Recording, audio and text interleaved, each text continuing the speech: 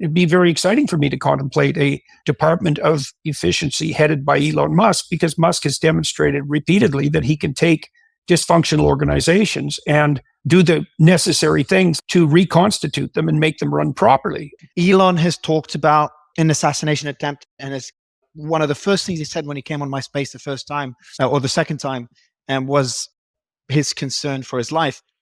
A lot has changed since we last spoke. I think it was in Austin. Obviously, you got a lot more security, thankfully. The former president was almost assassinated, and you've obviously endorsed him afterwards, and hopefully will join his cabinet. So it's good to have you back. Thank you for having me. And just a little correction, I did have Secret Service briefly, but the day that I endorsed President Trump, they took it away. Is that part of the procedure? I don't know what the rules are. You're still a candidate, so they shouldn't be taking it away because you're still a candidate as far as I'm aware. Yes. Yeah, I'm still a candidate. I have suspended the campaign. I have not terminated it, but they gave me a particular kind of Secret Service protection. They gave it to me under an executive order. So instead of giving me what anybody else would have gotten, which is the statutory Secret Service protection, they gave me a kind that they could limit the protection I got and then terminate it anytime they wanted. And as soon as I gave them the opportunity, they took it. I tell you, Mario, I am going to be with the president and I have been around Secret Service presidents for many years. I have never seen the Secret Service do what they're doing for the president today at the event I'm about to attend. It is locked down. And I think Kennedy should have that kind of security, especially when he has, according to them, betrayed them and started to support the unthinkable evil of Donald Trump. I think Robert F. Kennedy is in more danger today than he was when he was running on his own. And just because he's a Kennedy, he was already in danger. One thing that shocks me in just seeing the concentrated efforts from the Democrats, instead of trying to reach out to you and get you on their side, they've done the complete opposite. The way they've censored you, the way they've tried to assassinate your character, something we talked about last time. I remember listening to their speech endorsing President Trump, and CNN just cut through in the middle when it started getting interesting, when he started criticizing the Kamala presidency.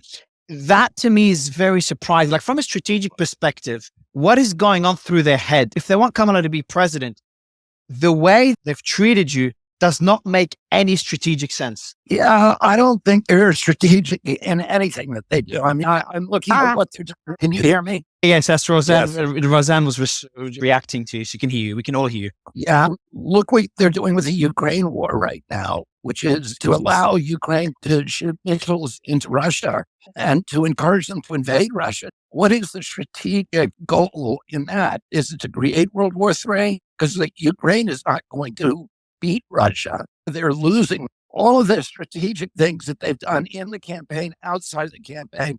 It's all about, at one level or another, command and control. And that's what's happened to the Democratic Party. So now what we're seeing, not sure if you can hear Mr. Kennedy, Sarah, or David, or it's cut out. But one thing that if you can hear him, David or Sarah, let me know. Can you hear Mr. Kennedy, or is it cut out? No, he's cut out. Yeah, you've cut out. Yeah, Mr. Kennedy, you've just cut out. I'll just send you an invite again. Oh, you're back. You're back now, Mr. Kennedy. But I want you to focus a bit more on the news we're seeing in Russia. I think this is barely anyone's talking about it. Everyone's talking about the news, what's happening in Ohio, etc. All the migrant crisis, which is obviously extremely important.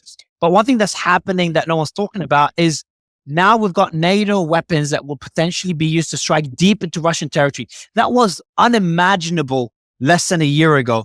How are we heading there? And what would happen if we do get a Kamala administration? Where is that war heading, in your opinion? Well, one of the things that President Trump did really right during the debate is he pointed out something that didn't get any attention, which is the role that Kamala Harris has played in the Ukraine war from the beginning. Her statement, she went over to Germany and he told this story and announced that NATO was going into Ukraine no matter what.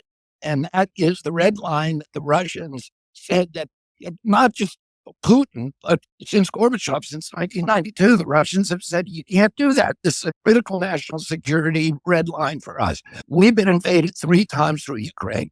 The last time we were invaded by Hitler killed 1 out of every 7 Russians. We're not going to allow you to put missile systems, Tomahawk missiles, in Ukraine 3.5 minutes from delivering a nuclear warhead to Moscow. And decapitating the entire Soviet leadership in 3.5 minutes. Ukraine for territorial ambition, because the beginning of its takeover of Europe is complete baloney. He invaded for security reasons, and he was clear about that from the beginning, that he could not tolerate an adversary army with a country that shares a 2,100-mile border and that is 3.5 minutes by rocket from Moscow.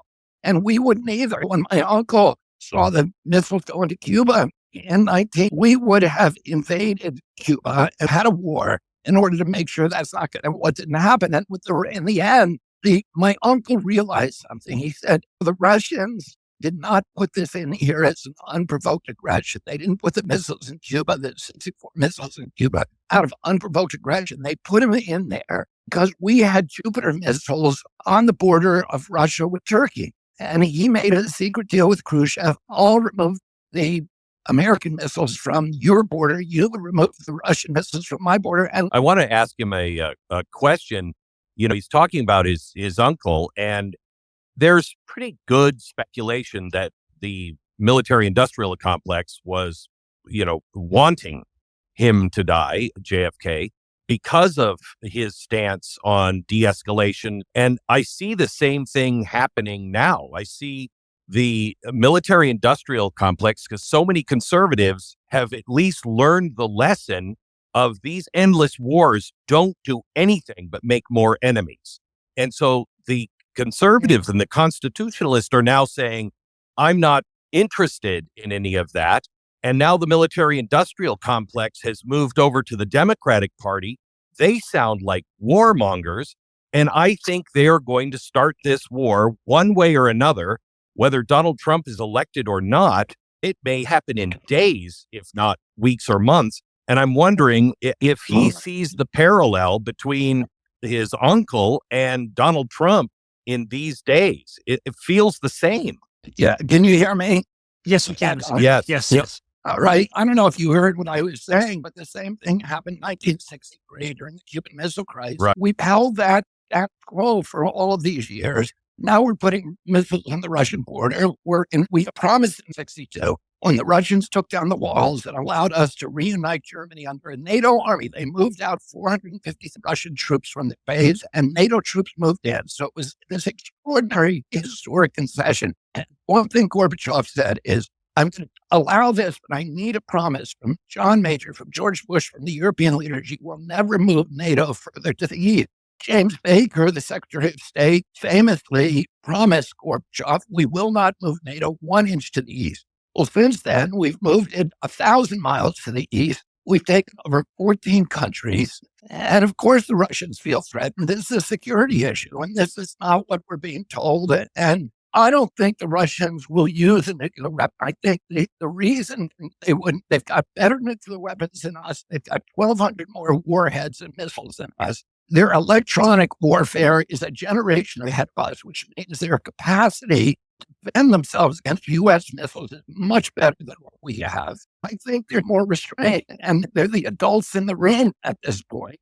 Gorbachev or Putin has said, if we get hit with a NATO missile, it is an act of war, and we are now at war with NATO. So this is insane. There's 100 things that he can do now in non-conventional warfare that will absolutely devastate our country. They have these extraordinary electronic warfare capabilities, which will bring our country and our economy to a halt. It can do essentially what we did to them with the Nord Stream pipeline. We cut off their energy exports and blowing up Nord Stream. They could cut the Atlantic cable and shut down the banking system in Europe and the United States, crash it, lose all the accounts, destroy the whole credit system. And they're not vulnerable because the sanctions that we put against them have forced them to create a parallel economy. They've gotten Putin is more popular than ever. The volunteer enlistments in the Russian army are skyrocketing. And Lloyd Austin famously said in April 2022, the Secretary of Defense,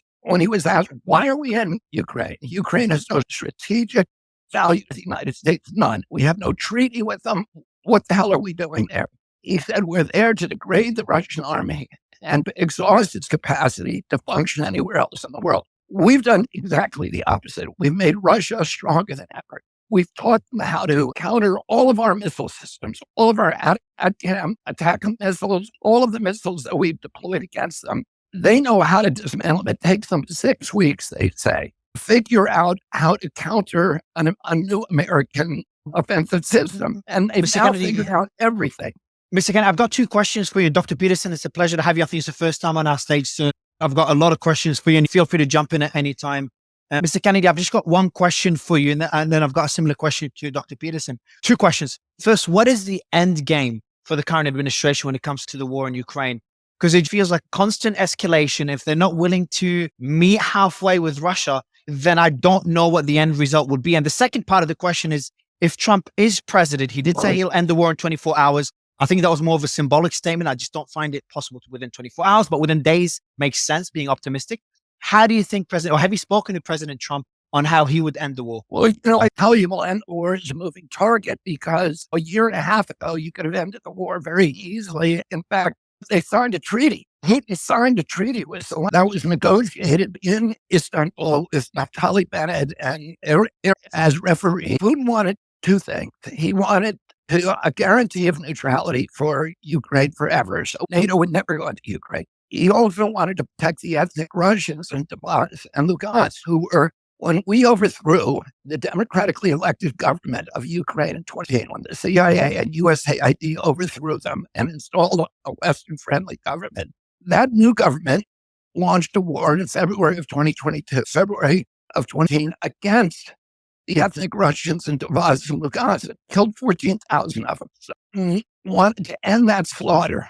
He didn't want Donbass and Lugansk as part of Russia. In fact, they voted 9-1 to join Russia, and he said, no, you should be part of Ukraine, but protect them, make them a semi-autonomous region of Ukraine, just like Quebec is in Canada, where they'll be able to have their own language and culture, and that Ukraine will remain neutral. Zelensky signed the agreement, Putin signed it, and Putin began withdrawing his troops from around Kiev. And then Joe Biden bent over Boris Johnson and forced Zelensky to tear up that agreement.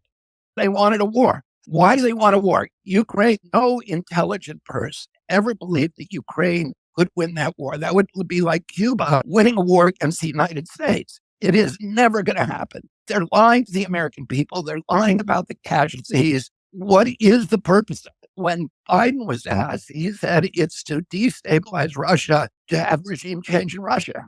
And this is the dream of the neocons. This is the last gasp of the color revolution that Hillary Clinton and cons launched. And every one of them has failed. Libya, Syria, Tunisia, and Egypt, they've all failed. It's the last one left. And this is their legacy project. And it is to overthrow Russia. And it's completely insane. There is no definition of victory. Every strategic choice they're making is bad. They've essentially validated his worry, which he said, we're scared that Ukraine is going to be a platform for another invasion of Russia. And guess what? That's exactly what they did. They invaded Russia. They came into Kursk, and now they're going to launch missiles into Russia. So everything that he said, all the reasons that he told the rest of the world, this is why we need to be there, are now verified and validated. The rest of the world is listening to him. We've been discredited. We forced Russia into this very dangerous alliance with China and Iran. We have created BRICS, which is now threatening the status of the dollar as the world reserve currency, the world trade currency, the world safe haven currency. And that's going to be like a nuclear bomb on our economy. And it's an absolute, there are a bunch of baby children running U.S. foreign policy, and they're dangerous, and we need to get them out of there. Dr. Peterson, that question goes to you, and Mr. Kennedy, you'd be perfectly aligned to answer that question. Peterson, the question is, the Trump we're seeing today is very different to the President Trump a few years ago when he was a candidate initially in 2016. So looking at it, at President Trump today, with the endorsement of RFK, with the endorsement of Tulsi, with the endorsement of Congressman Gabbard, with the endorsement of Elon as well, how would you describe, because I've seen you also be critical of some aspects of Donald Trump, how would you look at Donald Trump's administration if he is to become president, and how do you think it will impact the world? One of the things I was surprised about in the debate was Trump's, what would you say, failure to talk about his team. And it seems to me that one of the biggest selling points that Trump has at the moment is the fact that he's gathered these remarkable people around him whose behavior is, to say the least, somewhat unpredictable, and that's a danger, but whose competence is remarkable and creative beyond anything we've seen in the political domain, certainly in my lifetime.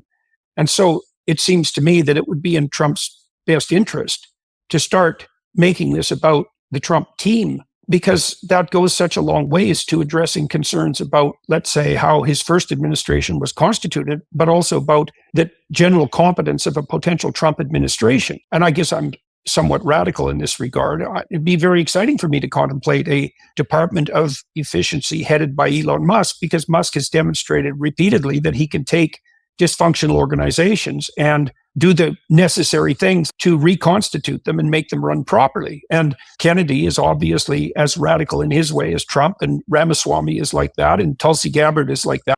If you're a regular conservative, you might be afraid of a group of entrepreneurial people like the ones Trump has gathered around him, including himself, taking the reins of the government, because generally what you want for government leaders in a modern state are people who are more managerial or administrative in their ethos and interests.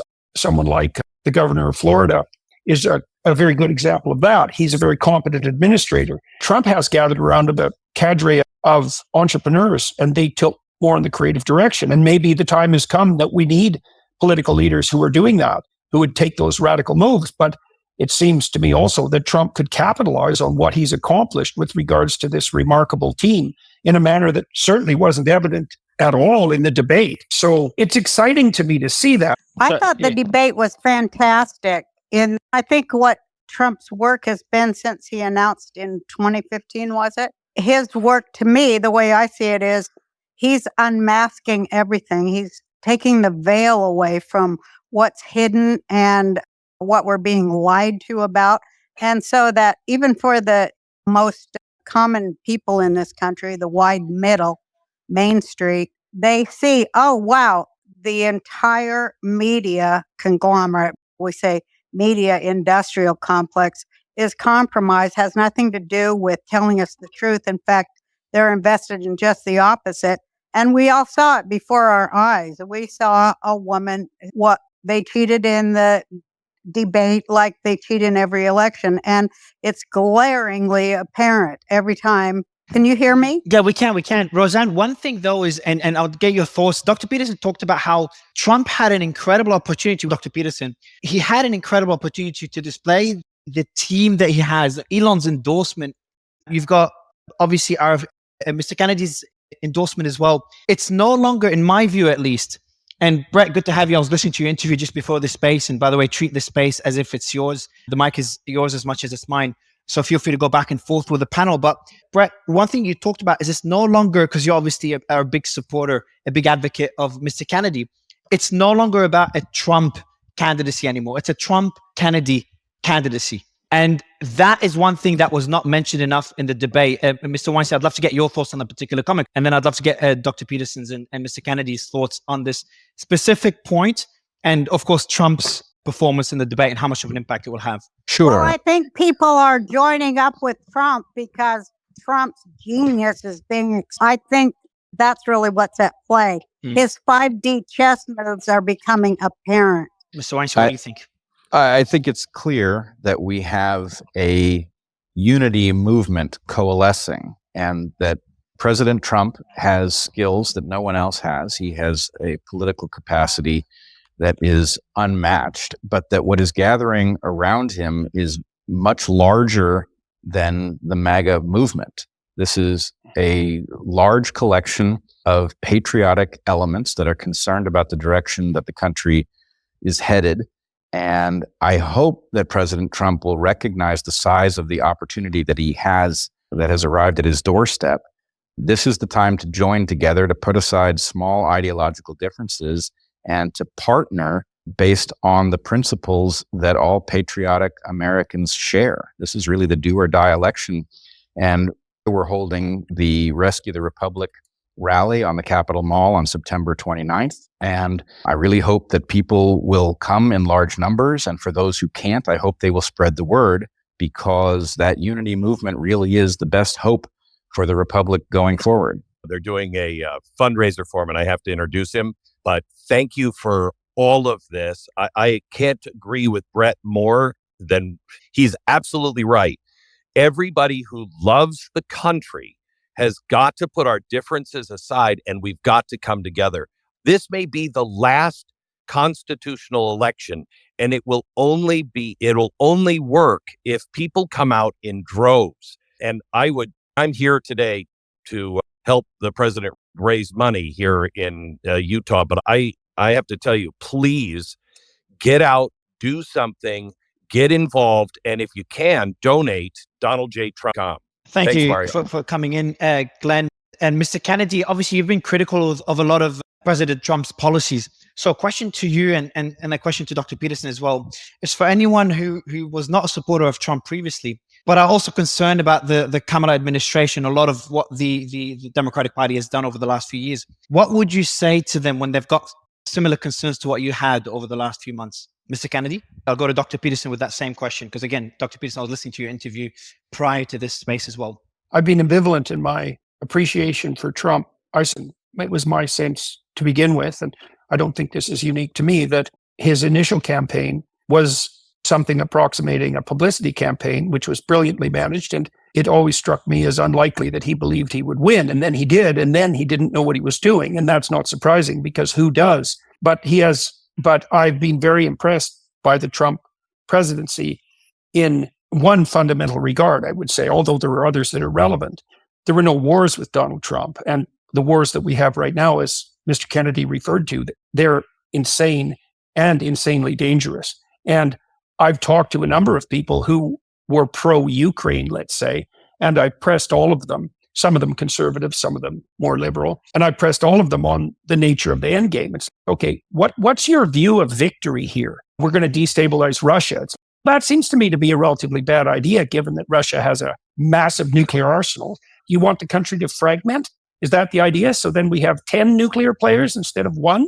That might be one outcome. Or maybe you think the Russians are going to magically come up with a leader who is less pathological than Putin. If you looked at Russian history for 15 seconds, you'd understand that was highly unlikely. So I don't understand what victory looks like. Now, put into Ukraine war, if the consequence of that is the undermining of Russia's military capability for some prolonged period of time, then it was worth the investment.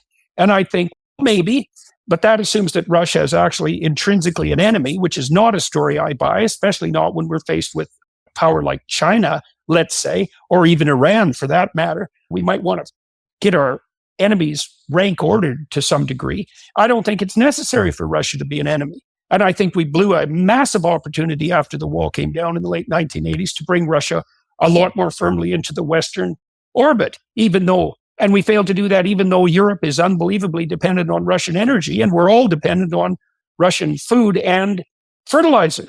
Kennedy said about the Russian war strikes me as highly credible. I think maybe Trump's having a difficult time with the Musk, Gabbard, Kennedy lineup, in part, is because the manner in which the political discussion has to be reconstituted, given the players, is really quite radical. Kennedy himself has made the general public health of the American citizenry a crucial issue, and that's new. There's an epidemic of obesity and diabetes that's catastrophic beyond belief. It's absolutely appalling. And Kennedy has made that now a major political issue, and that in itself is a radical transformation of the political landscape. It's a difficult thing to digest, and it's no bloody wonder that Trump hasn't yet figured out how to capitalize on that, or the American people for that matter, let alone the legacy media, how to construe it. And then the same thing applies to Musk's tromping with his 7-league boots into the political landscape. Like, who's wrapped their head around what it would mean for someone like Elon Musk to be in charge of making government much more efficient in its operations? And so it's not surprising Trump hasn't figured out how to message that. But man, it's a glorious opportunity. And he's got other people around him who are equally stellar. And I'll close with this. It's also the case, and this also hasn't been propagated properly to the American public, is that this entire administration is reformed Democrats. Trump was a Democrat before he became a Republican. And it's the same with Kennedy. It's the same with Musk. And it's the same, at least to some degree, with Vivek. These people aren't classic Republicans. Right. And Tulsi, of course, exactly. And so I don't understand why that isn't being pushed harder as a narrative, especially in the face of the emergence of Kamala Harris, because should be at least as an option on the, let's say, optimistic Democrat front as Harris, just on the face of it. I think she's 10 times the woman that Harris is, but she has at least all of her advantages, you would think, to the Democrats themselves. And I think that's been radically underplayed. And I saw all of that as a flaw in the debate. Like, Trump didn't do a good job of defending himself or his presidency. I mean, his performance wasn't catastrophic, but Harris only had to be decent. And I'm afraid she overshot that mark. And that was disheartening because there was much more that Trump could have said that would have put him in and his team. He could have also demonstrated that he was a team player in a way that he hasn't had an opportunity to do before. Talking about everyone being a reformed Democrat, Mr. Kennedy, if your mic is working, I'm going to go to you, but also our co-host, Bret Weinstein, was, and I think Bret Weinstein, you still identify as a Democrat, correct me if I'm wrong, but obviously you don't endorse the Kamala administration. But Mr. Kennedy, is your mic working? If not, I'll go to Mr. Weinstein. Mr. Kennedy, Yeah. So my question to you is, so this is a fascinating point made by Dr. Peterson. Essentially, the entire administration is just reformed Democrats. How did we get here? Can you hear me? We can hear you now. Yes, sir. All right. Yeah, let me respond to a couple of things that Jordan said. Number one, your question. I endorse Trump very simply because you agreed after comprehensive and lengthy discussions that we were going to fight. We're going to create a unity party that would fight as a speartip on three major issues: the public health crisis, this dramatic explosion of chronic disease that is destroying our country, the censorship and surveillance state, and the wars and our addiction to war. Now, one of the interesting things that happened during the debate is that Kamala Harris touted the influence by John Bolton and Dick Cheney. And in 2004, it was basically a rite of passage in the Democratic Party. In order to define yourself as a Democrat, you had to believe that Dick Cheney was like Darth Vader, one of the worst figures in American history. He's the guy who brought us the Patriot Act, the beginning of the security state, the surveillance and security state in our country, extraordinary renditions. He revived, or he brought in torture for the first time in American history. He gave us the war in Iraq, which was the most cataclysmic debacle in U.S. foreign policy history. So these are people who have not changed. Dick Cheney has not apologized. He has not changed his opinion. He defends all of those decisions vociferously. And when he endorsed the Democrats, it's not because he's changed or anything. It's because the Democratic Party has now become the party of war. It's become the party of censorship. It's become the party of surveillance. It is not the party my father would recognize. My uncle would not recognize this party. It is the opposite of it. It's now the party of the wealthy, by the way. I grew up in a Democratic Party that was representing cops and firefighters and labor and the working poor. The 50% of the country voted for Trump, 50% voted for Biden. The 50% who voted for Biden owned 70% of the wealth. The 50% who voted for Trump owned 30% of the wealth. So the Republican Party, you've had this tremendous inversion where the Republican Party has become the party of the poor, the working class, Main Street, small business, and labor unions. You had J.D. Vance the other night talking about the importance of collective bargaining. So there's been a complete inversion of the Republican and the Democratic Party in our country. I want to say one other important point, addressing the strategic interests in the strategic choices in Ukraine. This idea that we are going into Ukraine to exhaust Russia, to fragment Russia, to weaken Russia. Why would we do that? Russia has more natural resources than any country in the world. It has more nuclear weapons than any country in the world. And why did we make them an enemy after 1992 when everybody, George Kennan, Bill Perry, all of the mavens of our foreign policy were saying, we need to invite them into the Western community of nations. And we did. We weaponized NATO against them. We made them the enemy.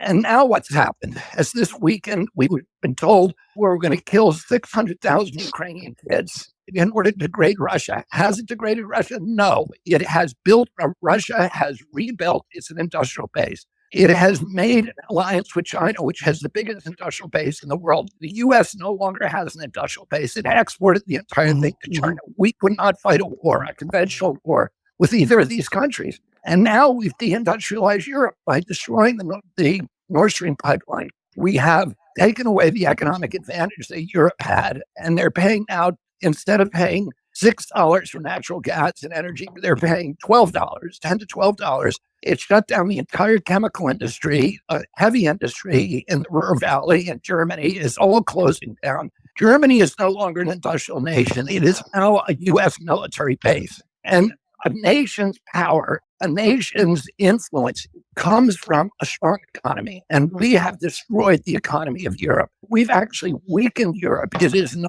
longer a bulwark against Russian expansion. It has become a U.S. military base, and we can no longer, we're not the United States that we were before World War II. Before World War II, we were the industrial giant. We were the arsenal of democracy. We made all the steel plate. We made the ball bearings. We made the automobiles. We made the watches that could be turned into, those factories were turned into fuse factories. We built a ship a day, 56,000 planes. And today we're threatening the dollar for a war that is unnecessary. We're threatening the economy for short-term gain, just putting the debt for future generations. Mr. Kennedy, a question for you and Mr. Weinstein and Dr. Peterson as well. And by the way, Matt Taibbi is with us on stage as well. Matt, we got to know each other during the Twitter files, which we're going to get into censorship as well, something that's not talked about enough. But Mr. Weinstein, a quote that you said in one of your interviews that I think I would love everyone to comment on. You said, "I'm a lifelong Democrat, but the Democratic Party today is the inverse of what I signed up for. It's the party of war, racism, censorship. I don't recognize this party anymore." Would love you to elaborate on this, Mr. Weinstein, and more importantly, how is it, despite you and many others echoing this sentiment, how is it that Kamala's still doing this? I think that's actually a fairly easy question to answer, which is there is an incredible degree of information control. Not only are they able to create the impression that she's impressive in a way that she is not, but we really have no idea how well she's doing because all of the information is compromised. Buckle up. This is going to be a rough ride.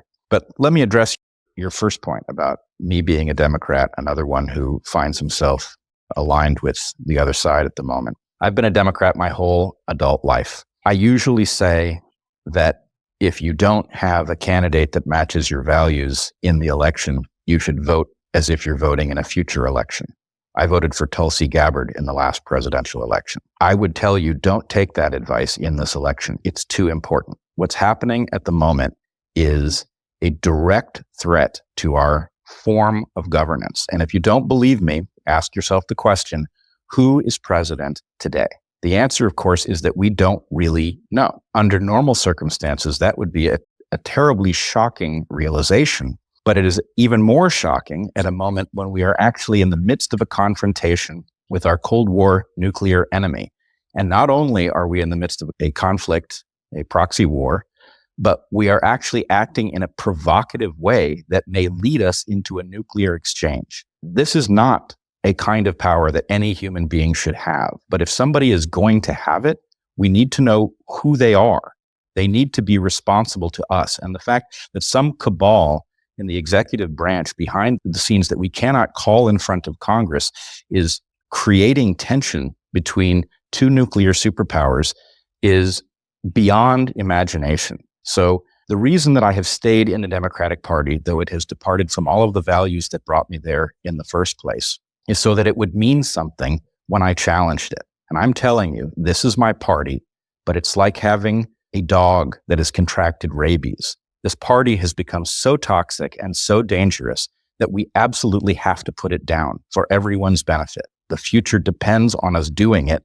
And this is the election in which we're going to have to make that happen. So this giant coalition that you find is a powerful force. And my belief is it's like none that has ever formed before. So it is an opportunity to do something we've never done. And I'm actually going to take the opportunity to push back on something that Robert Kennedy said and something that you quoted me as saying.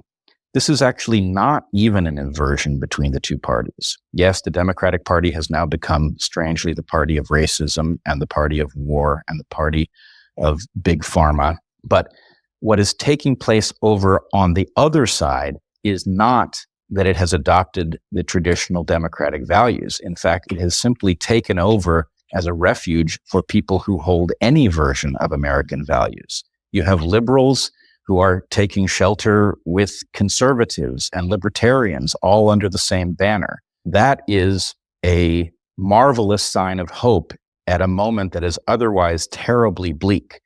But this is an unparalleled opportunity to pull ourselves out of this nosedive.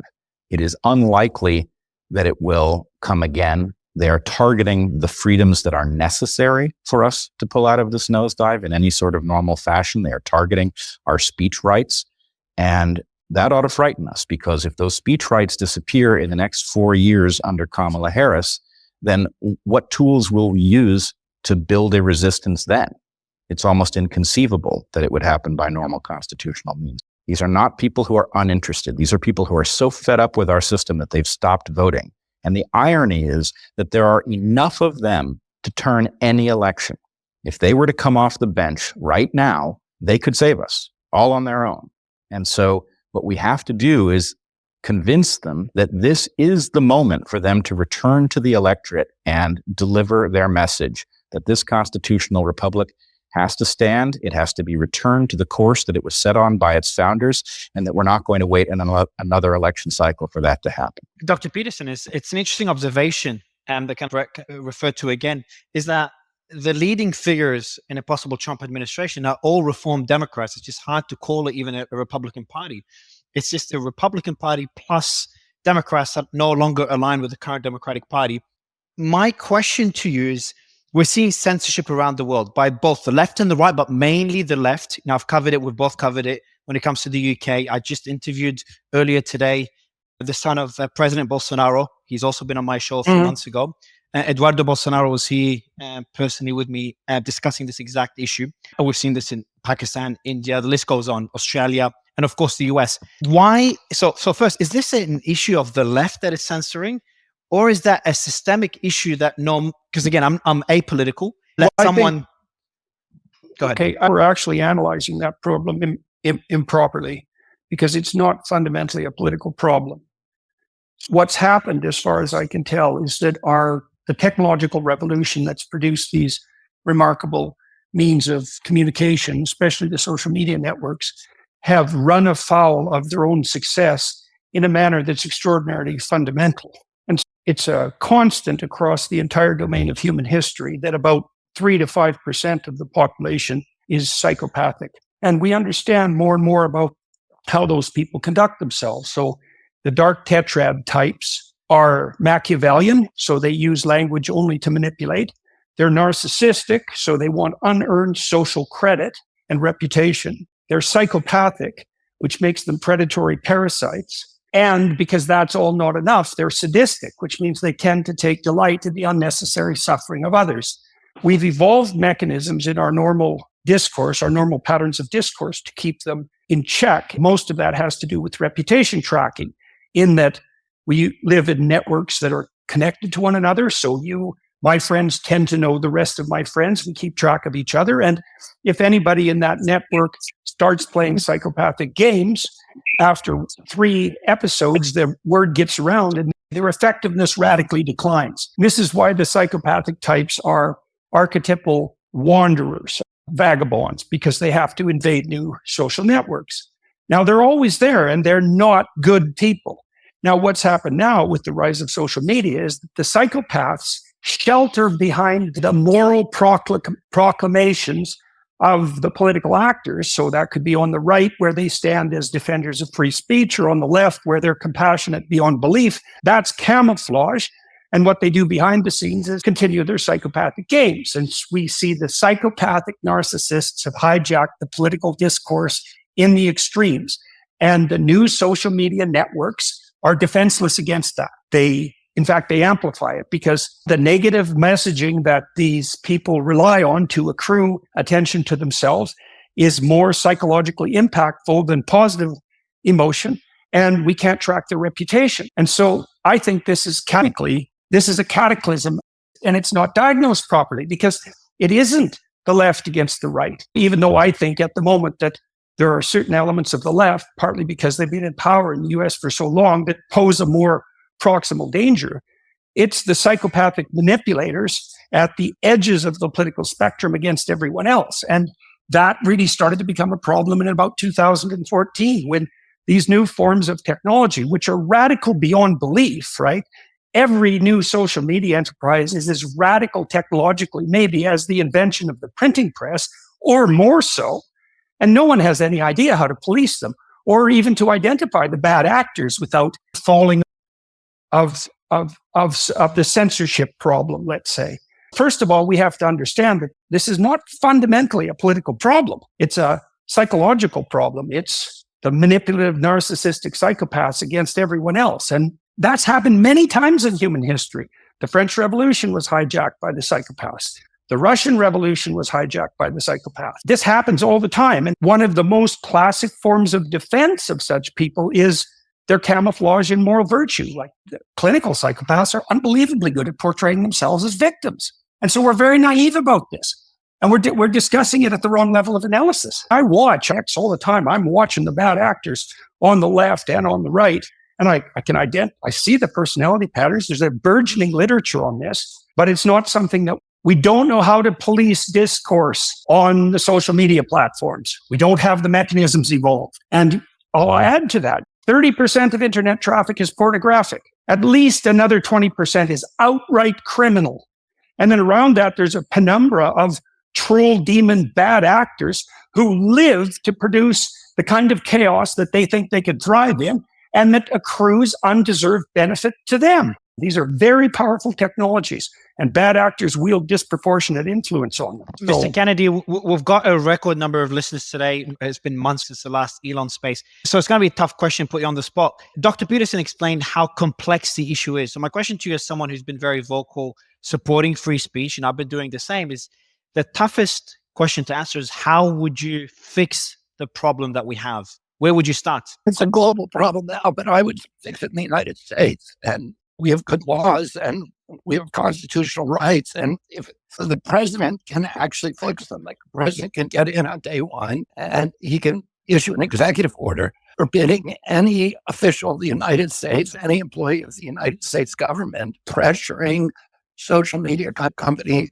or media companies to censor speech. They issue another executive order forbidding this, going back to basically the Smith-Monk Act and forbidding the CIA from spying on the American public or propagandizing the American public.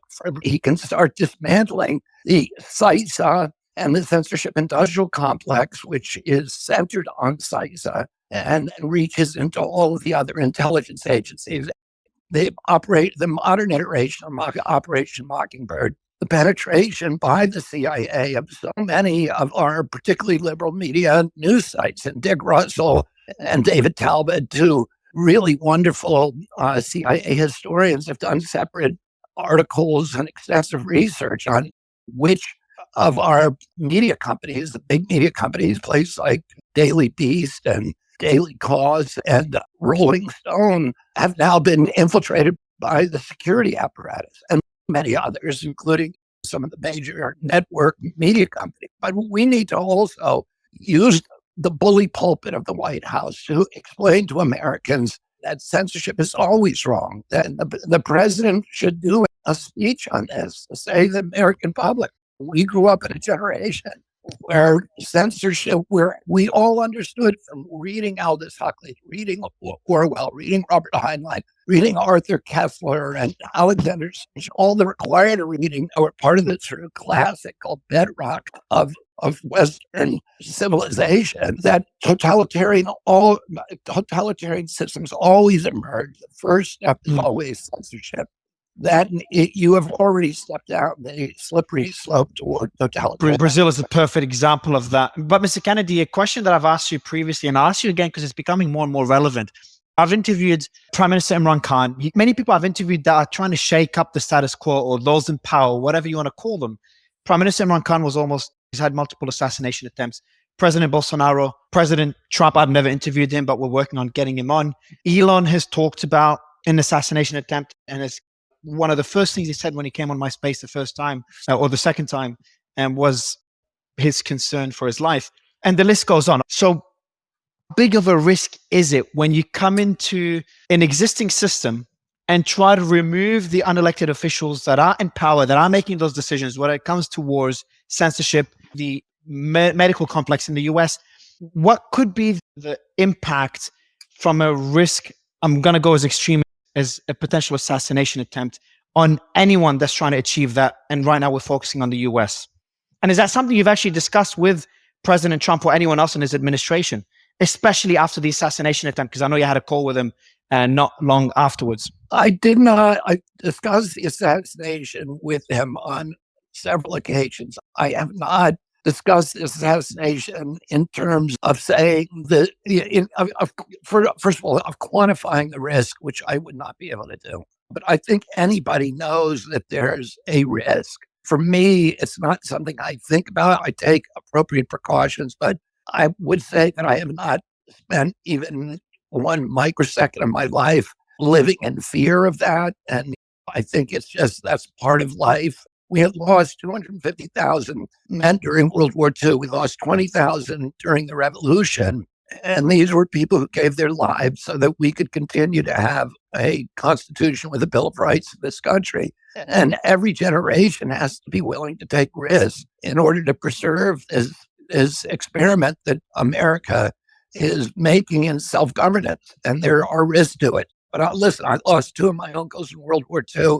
I lost a cousin at Vietnam. All of my uncles served either in Korea or World War II. All of them were willing to give their lives in order to preserve our Constitution. And I think we need that. In August of 2020, I went to Berlin and to speak to a group of people who were gathering to protest the mandates. And they were from every country in Europe. There's 1.3 million people there. And it was like Woodstock, and it was an incredible crowd. And none of them were wearing masks at a time when masks were mandated. And I was not wearing a mask, and I was in the crowd shaking hands and having contact, taking selfies. And an NBC film crew came up to me that were all fully masked. And they said, "Why are you wearing a mask?" And they said, "Aren't you scared of dying?"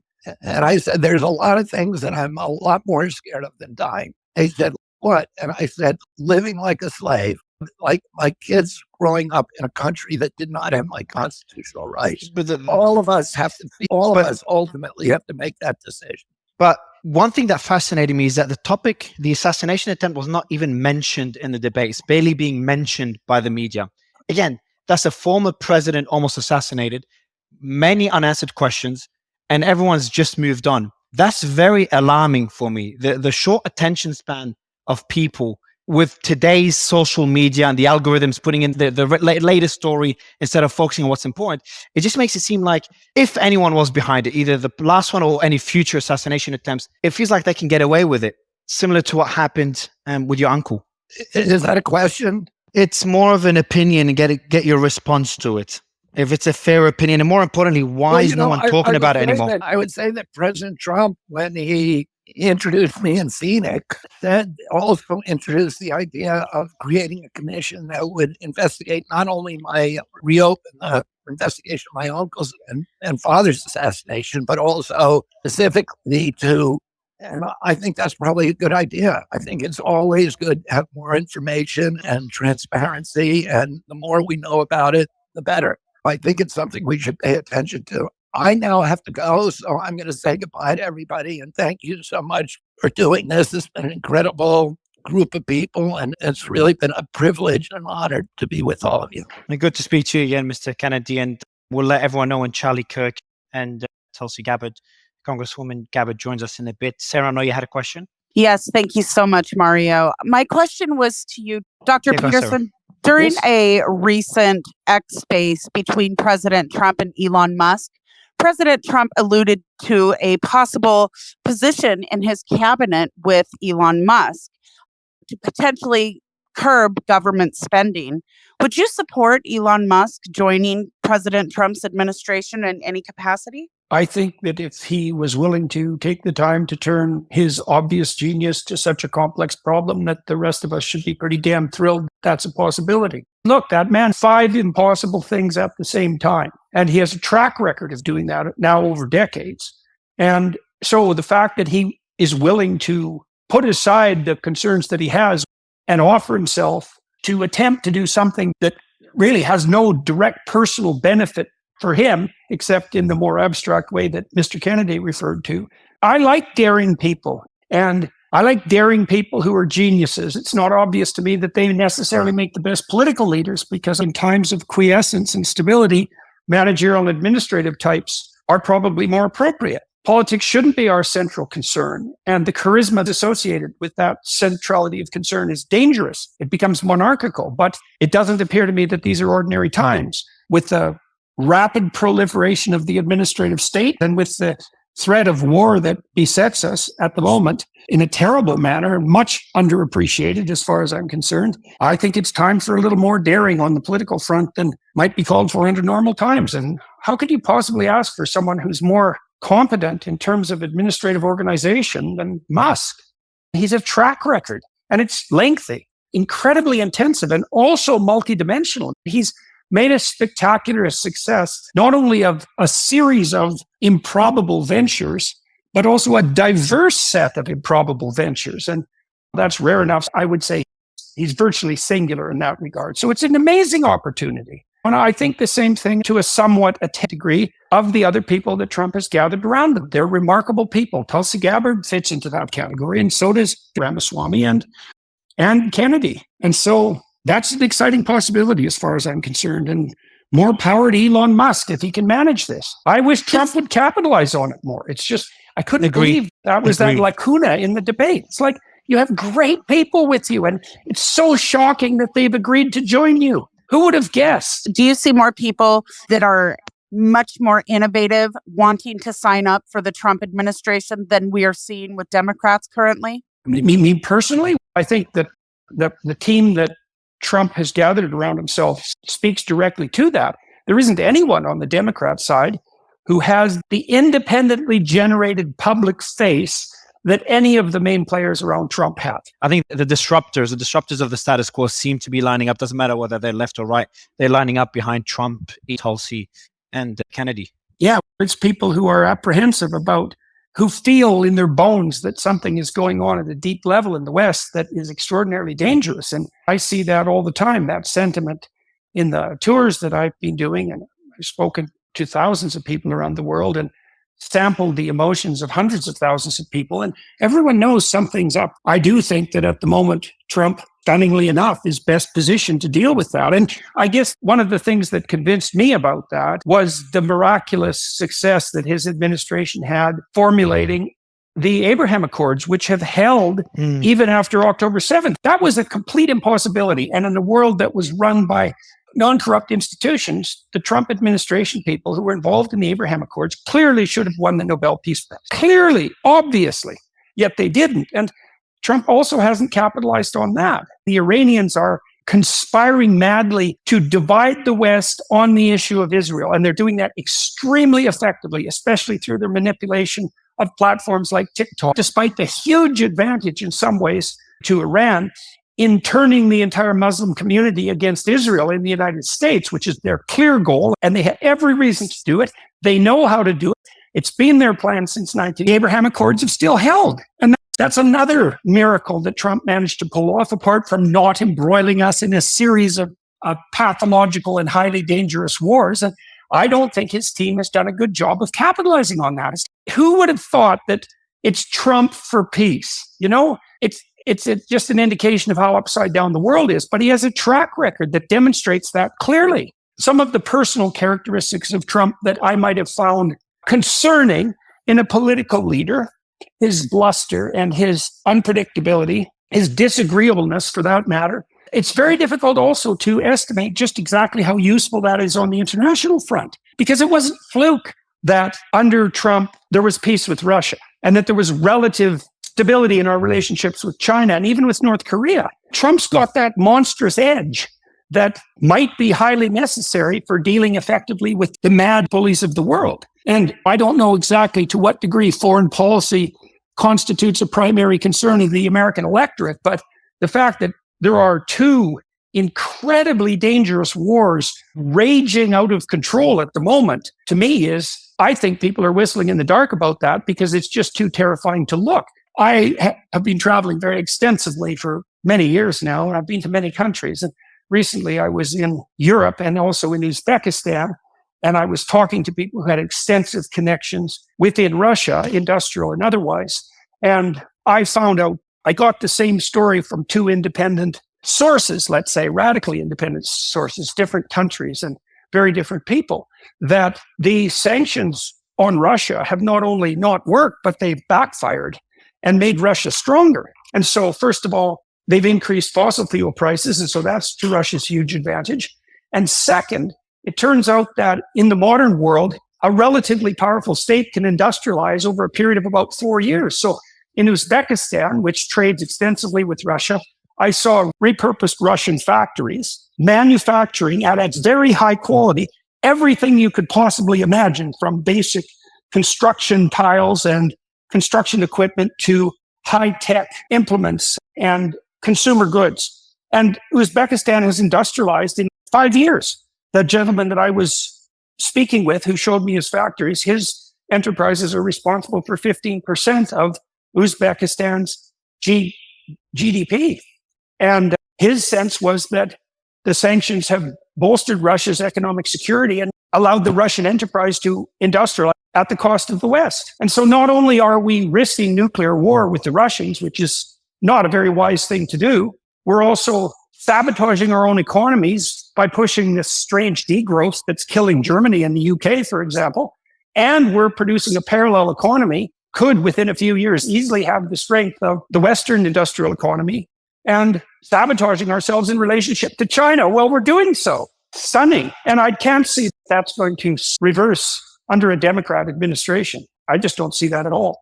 Whereas I think that Trump and these strange collection of, what would you say, improbable geniuses, both on the moral and the intellectual front that he's gathered around him, who knows? Maybe they could do something about it. Yeah, I wanted to respond to a number of things that we've talked about. One was the question of safety, which I don't think is a small issue at all. I spend a lot of time thinking about it in many different contexts. But I would point out that the fear that has been cultivated is the primary tool that is being used to control us. And we're going to have to face that fear if we're to find our way out of this. So I would encourage people to follow Bobby Kennedy's lead and recognize that there is a danger, that there's probably not much you can do about it. And the one thing you certainly can't do is protect yourself in the long term by hiding from it. Yes, you could probably make yourself safer in the short term. I'm glad Bret's back here because I want to ask him, because what's interesting is there a need for a third party when really I think what we have is one really large unified party with a very fringe left party and some people that are more conservative on the right, but it seems like the Republican Party is the big tent party. The media is what keeps us from realizing that there's a chunk of us that actually agree with one another. And I want to get Bret's take on it, because I know we have Republicans and Democrats and we have these different quote unquote political parties, but it seems to me it's becoming apparent that we have a giant American party. It's just we're not allowed to talk about it. Is that what you're seeing? The fact is, this isn't even new.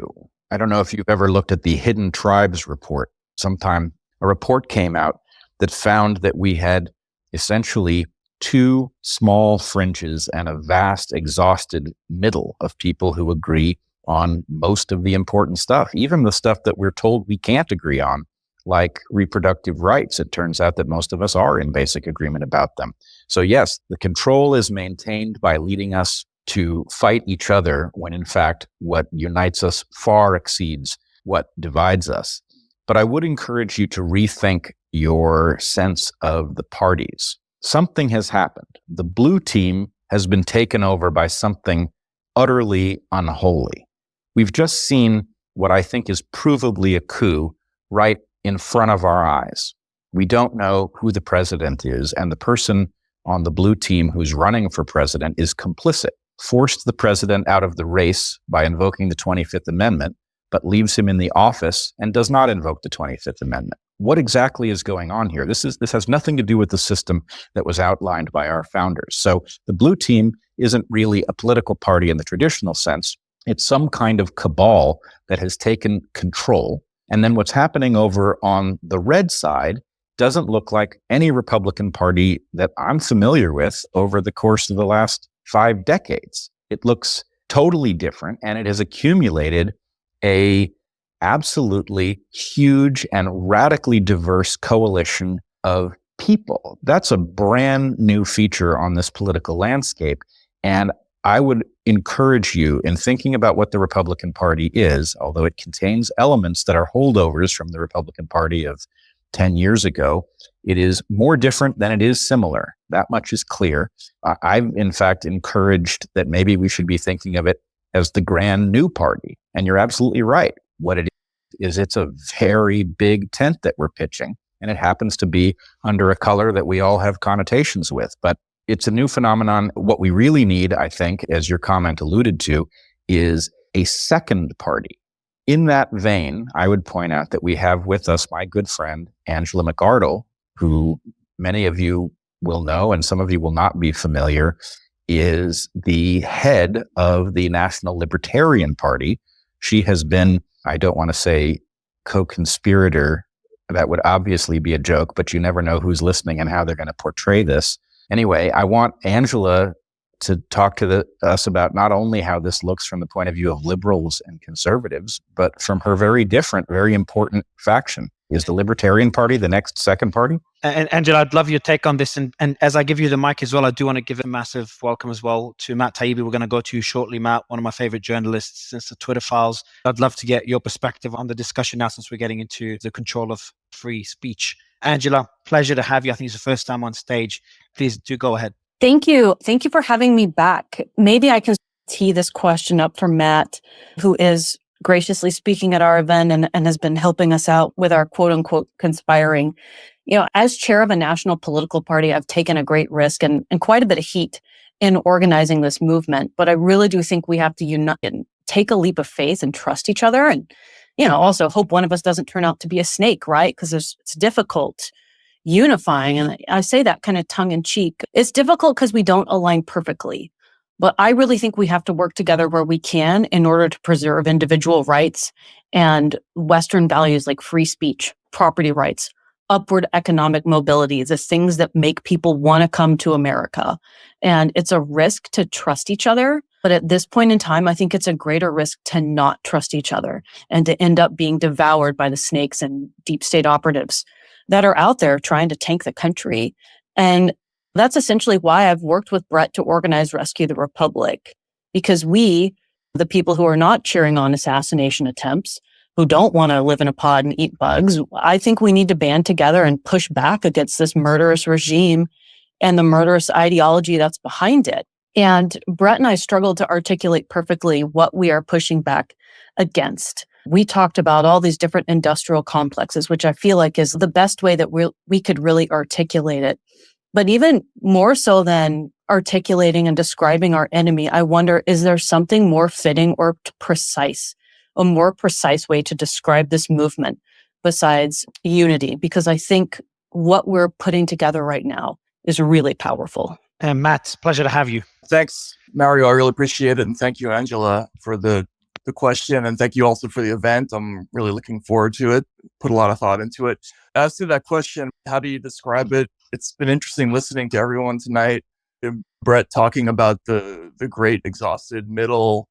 Mr. Kennedy talking about how he doesn't recognize the Democratic Party and the rite of passage that everybody thought that Dick Cheney was Darth Vader and suddenly everybody believing the inverse. It's amazing. And the question is, what happened? And I think the particular lens that I had to look at this through in the last few years as a reporter has been clarifying in this respect.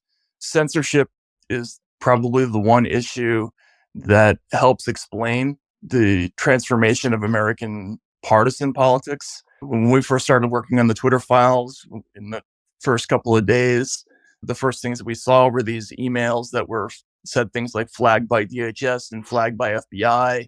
And when we started looking at it very quickly, we discovered there was this elaborate funded series of government bureaucracies that watched the internet, were very interested in controlling information. So the immediate question was, what are these bureaucracies? What are their origins? And we found that a lot of them had begun right after 9/11 and had their roots were as counter-terrorist operations overseas. So a good example is the Global Engagement Center at the State Department, which is also called GEC. It used to be called the Center for Strategic Counterterrorism Communications. It was originally designed to counter the message of groups like ISIS and Al-Qaeda. They were funded to solve the problem of foreign Islamists recruiting middle and upper class kids in the suburbs of London and New York. But over time, and then especially after Brexit and then Donald Trump's election, these organizations morphed into inward, and they acquired a new mission. The first head of GEC was the former editor of Time, Rick Stengel. And in his book, he wrote about how he had this light bulb moment when he realized, and this is a quote, Trump employed the same techniques of disinformation as the Russians and the same scare tactics ISIS. So basically, at that point, a lot of these organizations, they began to look at their own domestic populations in the same light that they had looked at the terrorist enemy previously. And one source described the change to me as CT to CP, which is counterterrorism to counterpopulism. Everybody's trying to give a name to what this new coalition is. And I just think the coalition is everybody. These groups, basically, this very small number of people who are managing these very powerful military and surveillance bureaucracies, among other things, they now see the domestic population and voting, people who are prone to thinking about removing them from office, as threats. It's like the Terminator, right? It's basically the same story. And so how do they deal, and this question I asked Dr. Peterson, I think earlier, but how do they deal, in your opinion, with these threats? Like, you've covered it extensively when it comes to free speech, censoring them, controlling the narrative. That's one way of dealing with it. Maybe I can pivot to asking you about the assassination, the attempted assassination on President Trump. What are your personal thoughts on these events and why no one's talking about it today? I don't know that we have a ton of information to go on that would suggest any kind of government involvement beyond maybe the possibility of intentionally bad security. What I will say, though, is that it's very conspicuous, the kind of lawfare efforts leading up to the assassination, the lack of coverage of the assassination, all those things, the attempts to prosecute your political enemies. We had an extraordinary run of things happen just in the last few weeks. We had raids on the houses of people like Scott Ritter, and then there was an ex-Soviet analyst named Dmitry Simes, who used to be considered a middle-of-the-road conservative analyst, and the FBI goes into his house, freezes his accounts because they don't like what he says about the war in Ukraine. There's just this comprehensive, holistic effort from speech to the weaponization of the justice ministry to think about it. We've been in this post 9/11 war on terror environment where we've steadily had our rights chipped away at, from the 8th Amendment to the 5th Amendment to the 4th Amendment to the First Amendment now. We've been like frogs in boiling water, and they're just going to keep hacking away. It's like a dangerous path to a dystopia. Dr. Peterson, what would you say is your biggest concern out of, I'd say, the three main weapons that whoever's in power in any country, really, we're focusing on the US, would be censorship or controlling the speech, lawfare, and maybe a weaker weapon to have is just character assassination, as we've seen with Mr. Kennedy. Which of these, and is there any other weapons that you put into that arsenal? Which one do you think is the most concerning as in society slowly boils like a frog? I've been the personal recipient of all three of those in Canada, and that's happened in a manner that I wouldn't have really thought possible in my home country. My license to practice as a clinical psychologist is under serious threat and has been for 10 years. And in some ways, the pressure on that front just continues to mount. And what is that? Is that exactly coming from the government down? It is to some degree, but I actually think that it's the corruption of the universities that's behind it, since they're upstream from almost all positions of authority and power. And we've seen a pronounced shift in the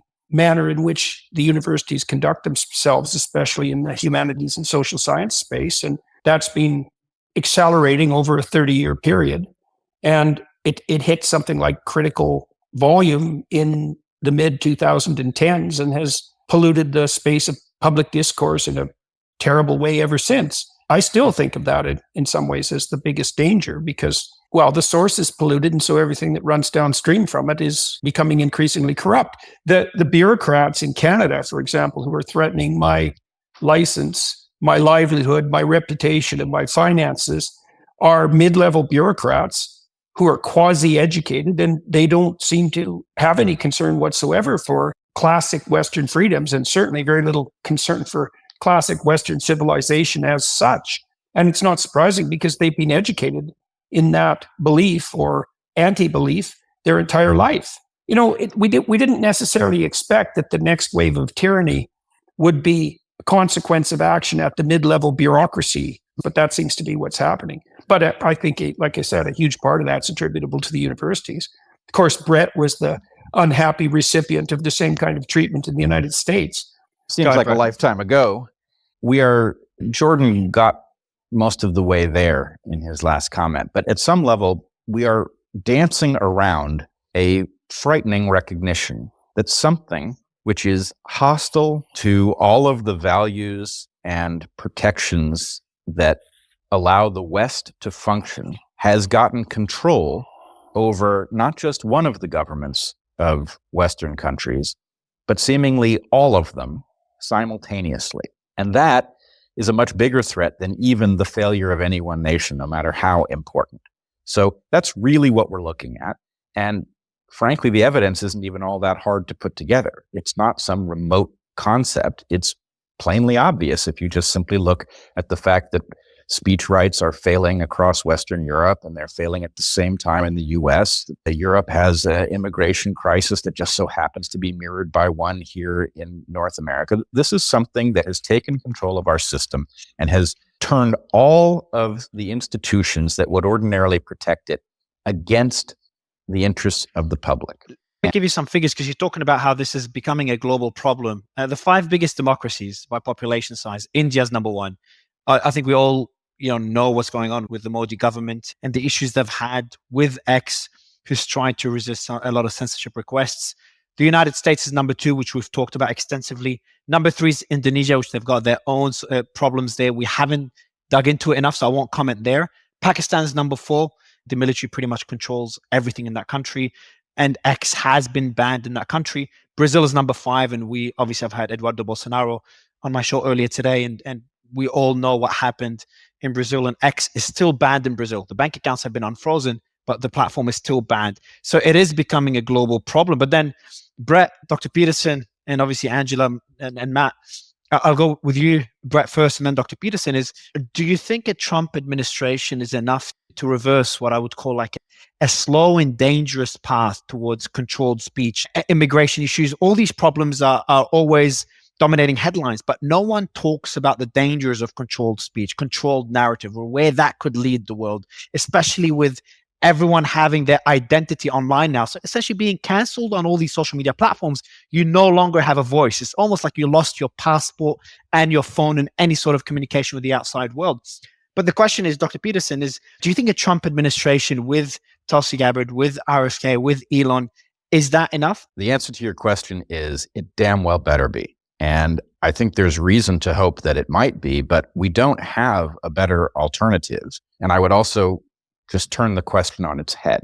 The people who have targeted our speech rights are focused on this issue for exactly the same reason that we should be.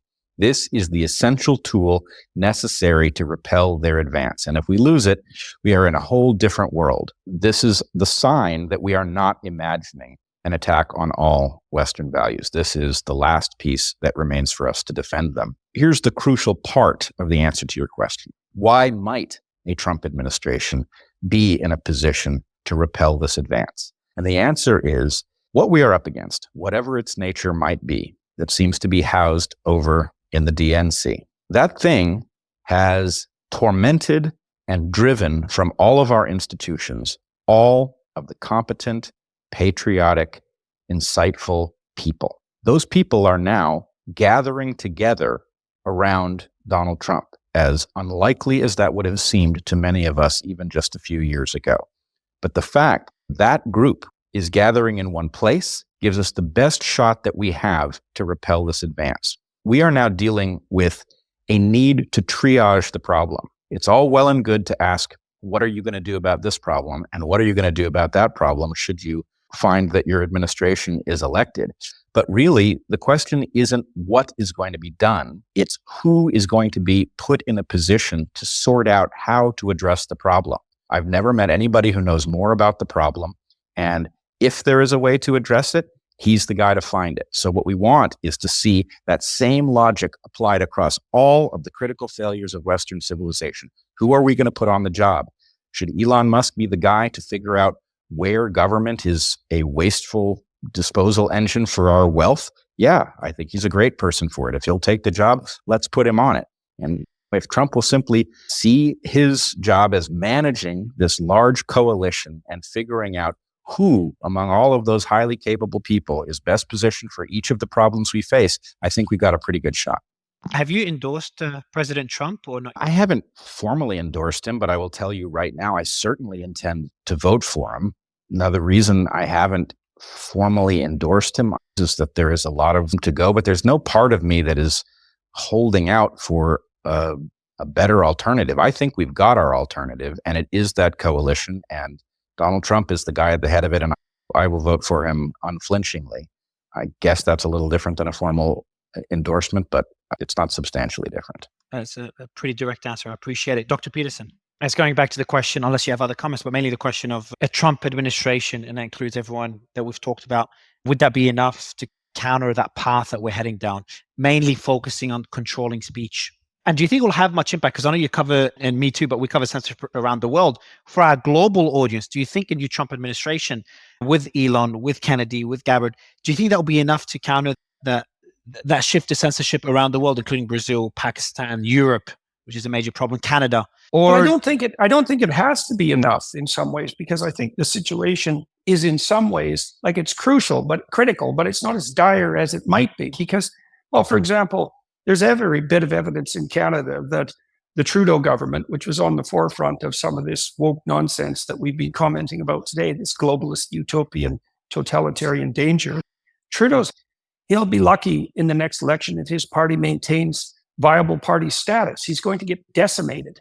And the person who's going to replace him, Pierre Poilievre, is a reliable conservative type of the populist conservative type that now seems to be emerging. And there's every sign of that sort of thing happening in Europe, too. It's not like the Scandinavian countries have got off their rocker. And Italy has a pretty competent government. And the Eastern Europeans are firmly aligned with the US, and they're staunch free speech advocates, having had 70 years of Soviet totalitarianism to contend with. It is the case that the American public itself agrees with a kind of 90% plurality on almost all major issues, including the ones that hypothetically divide us so badly. And so I think the problem we're facing is actually tied into the psychological issues that I described earlier, is that these new communication technologies have made the public discourse space much more amenable to takeover by bad actors. And they're the psychopathic narcissist types. And what they're essentially using is a victimizer narrative to obtain control. And that's a very old story. Societies are always threatened by the resentful, envious, bitter types who are enraged and shake their fist at the sky because their pathway through life hasn't garnered to them the same benefits that might have come to the more deserving. And it's always a catastrophe when they get the upper hand. And that is what's happening. But that doesn't mean that the rot, it's not fluke, that it's the average American citizen that sees through this and can tell that whatever it is that's good in Trump is the antidote to it. I think that's right. And I think that is the majority sentiment, and not only in the United States. Now, that doesn't mean there isn't a lot of work to do, but I don't see the situation as hopeless by any stretch of the imagination. And I also think in many ways, even though we're coming to a kind of crisis because of this election, I think in some ways, the window of what you can now say without being entirely trampled upon by the censorious mob has actually widened to some degree in the last 2 or 3 years. When I started talking about the trans butchery problem, that was the first podcast I did after I was ill for a couple of years, I was terrified to even bring it up. And now it's not even controversial to criticize the idea that cutting the breasts off young women is a bad idea. And so that seems to be a substantive improvement. And I would say the same thing has occurred on the climate apocalypse front. I think that battle in some ways is over, is that people now understand that whatever might be going on in the environmental realm, it's being hijacked by bad actors and used to foment the kind of idiot tyrannical policies that have, well, demolished Germany, for example, and put the UK at tremendous risk. So I think we have reason to be optimistic. Now, obviously, this election is a crucial point, and it's going to be a hard struggle forward if whoever the hell is running the show in the United States now manages to continue with their grip. But I don't think Trump is alone, and I don't think he's alone around the world. Even in Great Britain, they just elected a Labour government, and they're censorial to the extreme. But it's not like they're popular. And half the reason they got elected was because it was time to throw the Conservatives out, and they richly deserved it, having swallowed all that net zero idiocy and tanked the British economy. They needed to be turfed out, but didn't mean the Labour Party was popular. It doesn't mean that they're idiot globalist. So I don't think the situation is dire, even though we're facing a crucial election. I think things could be turned around in relatively short order. That happened in the 1990s. At the beginning of the 1990s, things weren't exactly positive in the US, and your country underwent a boom of unparalleled proportions for about 15 years. And the US certainly has the capacity to do that again. It's done it many times in the past. The things could be set right in comparatively short order if we were fortunate. And I think the Trump team at the moment is arguably composed of the remarkable people who could pull that off. And it would be good for Trump to come out as a clear team player, and also to show everybody that, because he's also elderly, that there are a myriad of competent people around him who can take some of the weight off his shoulders, which would be a good thing, but who could also chart a course for the future. And so there's a lot of truthful communication the Trump enterprise could engage in, highlighting this new transformation in his team, which, like I said, I don't think he's fully come to terms with yet, that could be greatly reassuring to the American populace and maybe turn look at it this way. His performance, Kamala Harris's performance in the last debate exceeded expectations. And so in consequence, technically she won. I didn't think Trump's performance was, what would you say? It wasn't bad, but it could have been much better. And you've mentioned, exactly, like, for example, talking a lot about the team he has around him as one main example. Exactly. But that pathway is open to him.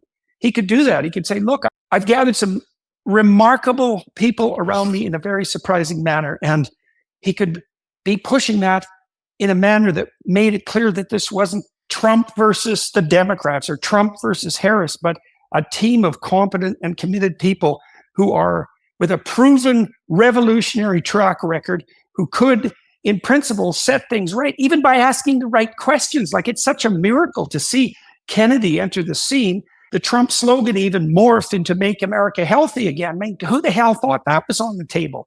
No one. And half of genius is asking the right questions. And Trump's really got that going for him right now. It's really exciting to see. And he can really capitalize on that in the last, we got about 50 days until the election. Like, that could be the theme. He needs to rely a lot more on his team. It feels a lot like like what we're going to see if we do get a Trump administration. It's going to be a battle between elected and unelected officials. And Bret, I know you're trying to jump in. Just before you do so, Tulsi Gabbard will be joining us within minutes. We're not sure about Charlie Kirk exactly when he is joining, and I'm getting messages in the back channels that Vivek could join. He can pop in and out, apparently. We're just going to get an update on that. But we do have Tulsi Gabbard, who's one of the special guests, coming in a few minutes. Bret, go ahead. I just want to re-emphasize this, because in every conversation where I see American politics at the presidential level discussed, this gets lost. We have a huge number of people eligible to vote who are tuned in and fed up. All they've got to do is come off the bench in order for Trump to win in a landslide. So I echo Peterson's point about Trump's team, that if Trump can recognize where he is and that this is not a rerun of any past election, that he is now not Trump against this vile enemy, but he is a huge and diverse team of people that he can call upon and he can point to, and that will neutralize people's concerns about him because he's partnered with people who hold a different perspective on issues that they worry about. That's tremendously powerful. And I hope it's not a lot of time before the election happens, and in the U.S., voting doesn't even happen all on one day anymore. Just simply recognizing where he is on the chessboard and other people recognizing that this is not a moment for high-minded arguments about why you're too disgusted to vote or why you're going to vote for something that doesn't have a chance of winning. This is the moment to cut that out, to vote for the one thing that is hopeful. And I guess I would add to what Jordan said, the degree to which this moment is hopeful or terrifying it has become strangely binary. If we lose this election, we're in big trouble. If we win this election, there's a tremendous possibility that it's the dawn of a new era. And Dr. Peterson, you mentioned something earlier. Elon, we posted your clip where you said it'd be very exciting for me to contemplate a department of efficiency headed by Elon, as Musk has repeatedly demonstrated his ability to take dysfunctional organizations and reconstitute them, much like Steve Jobs did for Apple. So we've put that whole clip there, and Elon did like it a few minutes ago. Well, this is probably the most historic space we've done in a few months now, I think, since the one we had with Elon, Tucker, Alex Jones, Andrew Tate, and Vivek, and a few others. It's been an incredible discussion. I do want to go to Dr. Peterson. I see you unmute, then we'll go to the hands. Dr. Peterson, and just for the audience, we do have Tulsi Gabbard, potentially Vivek, and Charlie Kirk joining us within a few minutes. Go ahead, Dr. Peterson. I don't know if I have much right at the moment to add to what Bret said. I guess the daring part of me is what's optimistic about what's happening around Trump. As I said before, my sense as a psychologist, because I've studied people's capability to perform in different endeavors, is that under normal conditions, you don't necessarily want people of the sort that have gathered themselves around Trump at the moment to run the show. You want administrative, managerial types who tend to work in the background and to implement. But now and then you need the entrepreneurial types to come up and make a radical change. And it looks to me, because things have tilted so badly in many ways across the world in the West, that it's time for some medicine that the entrepreneurial types are perfectly capable of administering. And I know perfectly well from my work as a psychologist that Gabbard, Kennedy, Vivek, Musk, and Trump himself, they're all into entrepreneurial types. They're all creative types. And generally, they would find a more welcoming home on the more liberal end of the political spectrum. But that's not the case now. And that also marks the fact that the issue that Bret pointed to, which is that we're not in ordinary times. And Kennedy said the same thing. The political landscape has shifted in a very strange way, and no one's really figured that out at the moment. But what we do see is that all the entrepreneurial types, the more revolutionary thinkers, and these are highly competent people as well, which is also something to note, they've lined up behind Trump. Because you got to ask yourself, it's like, why the hell aren't Kennedy and Gabbard and Musk with Kamala? Jesus, you could even ask the same thing about Trump himself, right? What's going on? Why are they with the Republicans? That makes no sense. Not under normal times. I want to go back to the debate that we saw. Jordan, you've talked about Trump's lost opportunity to talk about the team around him. But what are your general thoughts on Trump's performance that day? Why do you think he got triggered by Kamala? What do you think of Kamala's performance, and how big of an impact do you think it will have on the elections? Because we saw on Polymarket, which is a betting platform, before the debate, Trump was winning by 8 percentage points. And then throughout the debate, they both went back to 50-50. And now Kamala's at 50 and Trump is at 49, which is pretty much the same. Look, it's not like Harris showed herself as competent. She showed herself as much less incompetent than her worst detractors had claimed. And that was sufficient at that point to constitute something of a victory. Now, I think one of the things that debate highlighted that no one's really commented on is that I think it humanized Trump to some degree, because he's generally in a debate, he's a swaggering sort of character and he dominates the landscape. And Harris did get under his skin, and she did show a vulnerable side of Trump that I actually think he needs to show some more of. It's important to remember, I think, that Mr. Donald Trump is a 78-year-old man who's been under more stress in the last 10 years than anybody can possibly imagine. He's had the most powerful cabals in the world organized against him to do nothing but harass him and take him out on every possible front. And I watched a man who was somewhat defensive in his posture towards Harris, who is a bag of tricks in many ways, and some of them quite effective. Her derisive, hand-crossing grin at his attempts to defend himself and his administration. She did that very effectively. But I saw a part of Trump, too, that aroused a certain amount of sympathy from me for him. And I also think that sympathy, what would you say, it jives well with the observation that he's now surrounded himself with a team. One of the things that you can say that's a risk about Trump is that he's elderly. When we saw what happened with Biden, that didn't turn out so well. And so one of the things we might be really concerned about is that, is this man who's been through so much, who's he got around him to make sure that the job doesn't kill him or make him deteriorate to the point where we have a situation like the one that we have right now? And now he's got all these great people around him. And so people should be able to rest assured that he's also obviously not afraid to surround himself with A-grade players. Trump is arguably, by some measures, the most famous person in the world, but he's certainly rivaled in that regard by Musk. And yet he seems perfectly willing to ally himself with Musk. And if it was just Musk, you might be skeptical about that and think about that as a narcissistic move. But he's also done the same thing with Kennedy, who's no slouch in the public eye, and also with Gabbard and with Vivek.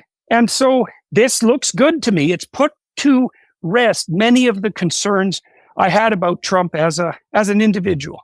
And I've dug around behind the scenes too with regards to Trump. I know many people who've known him and worked with him. I can tell you one of the things they all say is that for them, Trump was a pleasure to work with. Like I talked to somebody this week who I won't name, who works with a very liberal organization, who also worked with Trump. And he said that Trump was a delight to work with. And that isn't what I've heard about Kamala Harris. And one of the things I've learned about managing people is that you can tell a lot from someone by how they treat the people around them, especially when they're in a position of authority.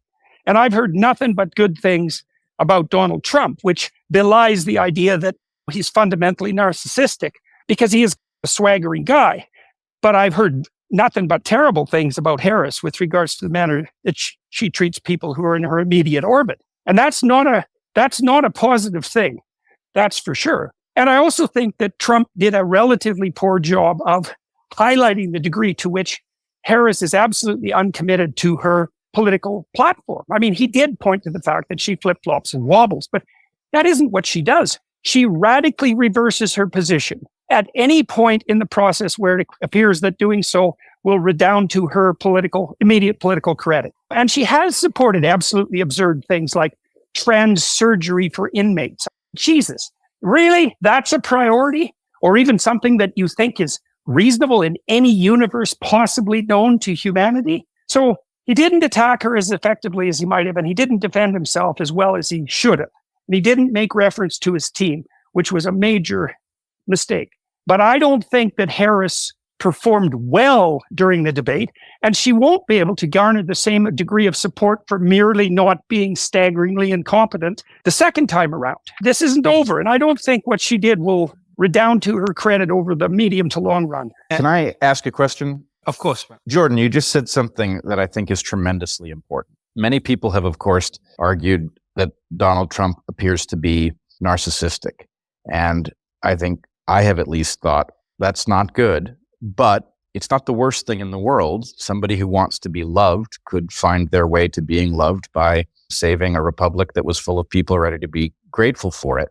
But it sounds to me like I know that you can't diagnose somebody who hasn't come into your office and gone through whatever the screening process would be. But informally speaking, you as somebody who knows as much about narcissism as you could because of your profession, this does not feel like a narcissistic person to you from what you've heard, read, and seen. Is that right? You're muted, Dr. Peterson, just because your mic was better before, by the way. Not sure if you've changed the mic, but it was better before. We can still hear you fine, though. Okay, I'm back.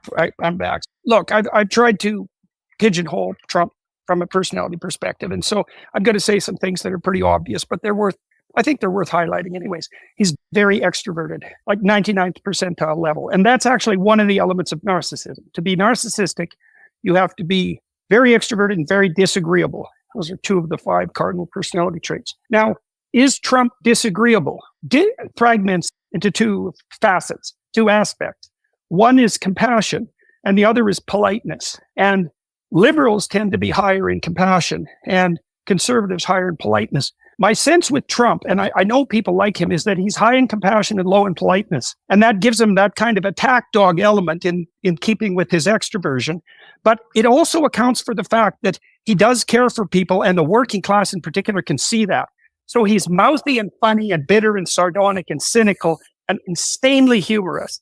And that's well predicted, I would say, by high extroversion and low politeness. But he's also compassionate, and that mitigates against the more toxic forms of narcissism. Politics attracts people who have more narcissistic personality traits because you have to be extroverted to be a politician under most circumstances. And you have to be disagreeable enough to enjoy a certain amount of combat. Okay, so then you might ask, what mitigates against the more pathological elements of narcissism? And I would say high conscientiousness is one. The conscientious people are dutiful and industrious, and they can keep their word. They can keep contracts over a long period of time. Now, you have to remember that Trump has been successful in a multitude of different endeavors across his life, including, let's say, the construction business, which is a very difficult business and also one in which you have to get your hands dirty in the negotiating process. And I've spoken to people for whom Trump has built buildings in major cities like Chicago, hundreds of millions of dollars projects, and finished them on time and under budget. And that's very difficult. And then he wasn't just successful as a builder. He was successful as a builder and a TV personality. And then as a candidate for president, a very unlikely one, and then as president. So he also has a track record. And plus, he hasn't been taken out of the game, regardless of all the stress. And that indicates another personality trait, which is he's low in neuroticism. He really has high stress tolerance. And so I'm not concerned about Trump from the personality perspective, certainly not nearly as much as I was the first time that he made a run for the brass ring. And the fact that he's gathered this circle of people around him of very diverse views and has obviously been able to negotiate with them successfully and to pull them into something approximating a coalition and to listen to them also mitigates any concern I might have stemming from he's quite the bull in the china shop on X or on Twitter, he was. And he's got that vicious sense of humor. And he's definitely got that capability to bully. And he nicknames and he demeans his opponents, especially if they go after him. And those are things to watch out for. But my concerns in that regard have been fundamentally allayed by the fact that his presidency was peaceful, which was a complete bloody miracle, by the fact that he negotiated an extraordinarily important peace treaty, even though the State Department said that was impossible, and by the fact that he's gathered this remarkable team around him. Fantastic. Good enough, man. Good enough. And another member of that team, by the way, Bret, not sure if you can see the stage, but we do have Congresswoman Gabbard on stage as well, which is a perfect time because Dr. Peterson, you're just referring to the peace that we had under Trump, considering relative to what we have today. And I know, Congresswoman, you were critical of Trump's foreign policy, and then your stance has shifted over time. Angela, before we go to Congresswoman Gabbard, I do want to go to you, and I'd love you to introduce Congresswoman as well. Thank you. Yeah. Welcome, Tulsi Gabbard. We're so excited to have you as part of our team and helping us rescue the Republic. The question that was asked earlier that we've been batting around was, is the Trump administration essentially going to save us? And my perspective on it is this is the leap of faith I was talking about earlier. You have to hope it's enough and use that hope to propel you into action. And then we all work together and we end up pulling ourselves out of trouble. That's like team unity. From my perspective, I really worry that the American dream is at stake right now.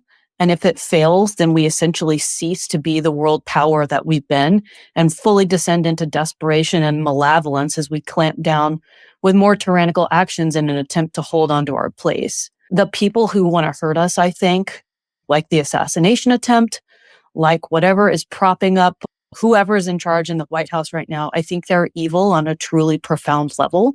And maybe we can kick it back to Dr. Peterson after Tulsi talks and shares with us some stuff. But I think about when you wish upon a star, and I think a lot about Dr. Peterson's analysis of Pinocchio. I really feel like the regime that's struggling for power wants to kill the star. And they want to kill our ability to wish upon a star. And that's really why we're uniting with Tulsi Gabbard, with Robert F. Kennedy Jr., with all these amazing people at Rescue the Republic, at the event, and just broadly across the nation and the Western world. So I want to thank you guys so much for supporting this effort that Bret and I are doing.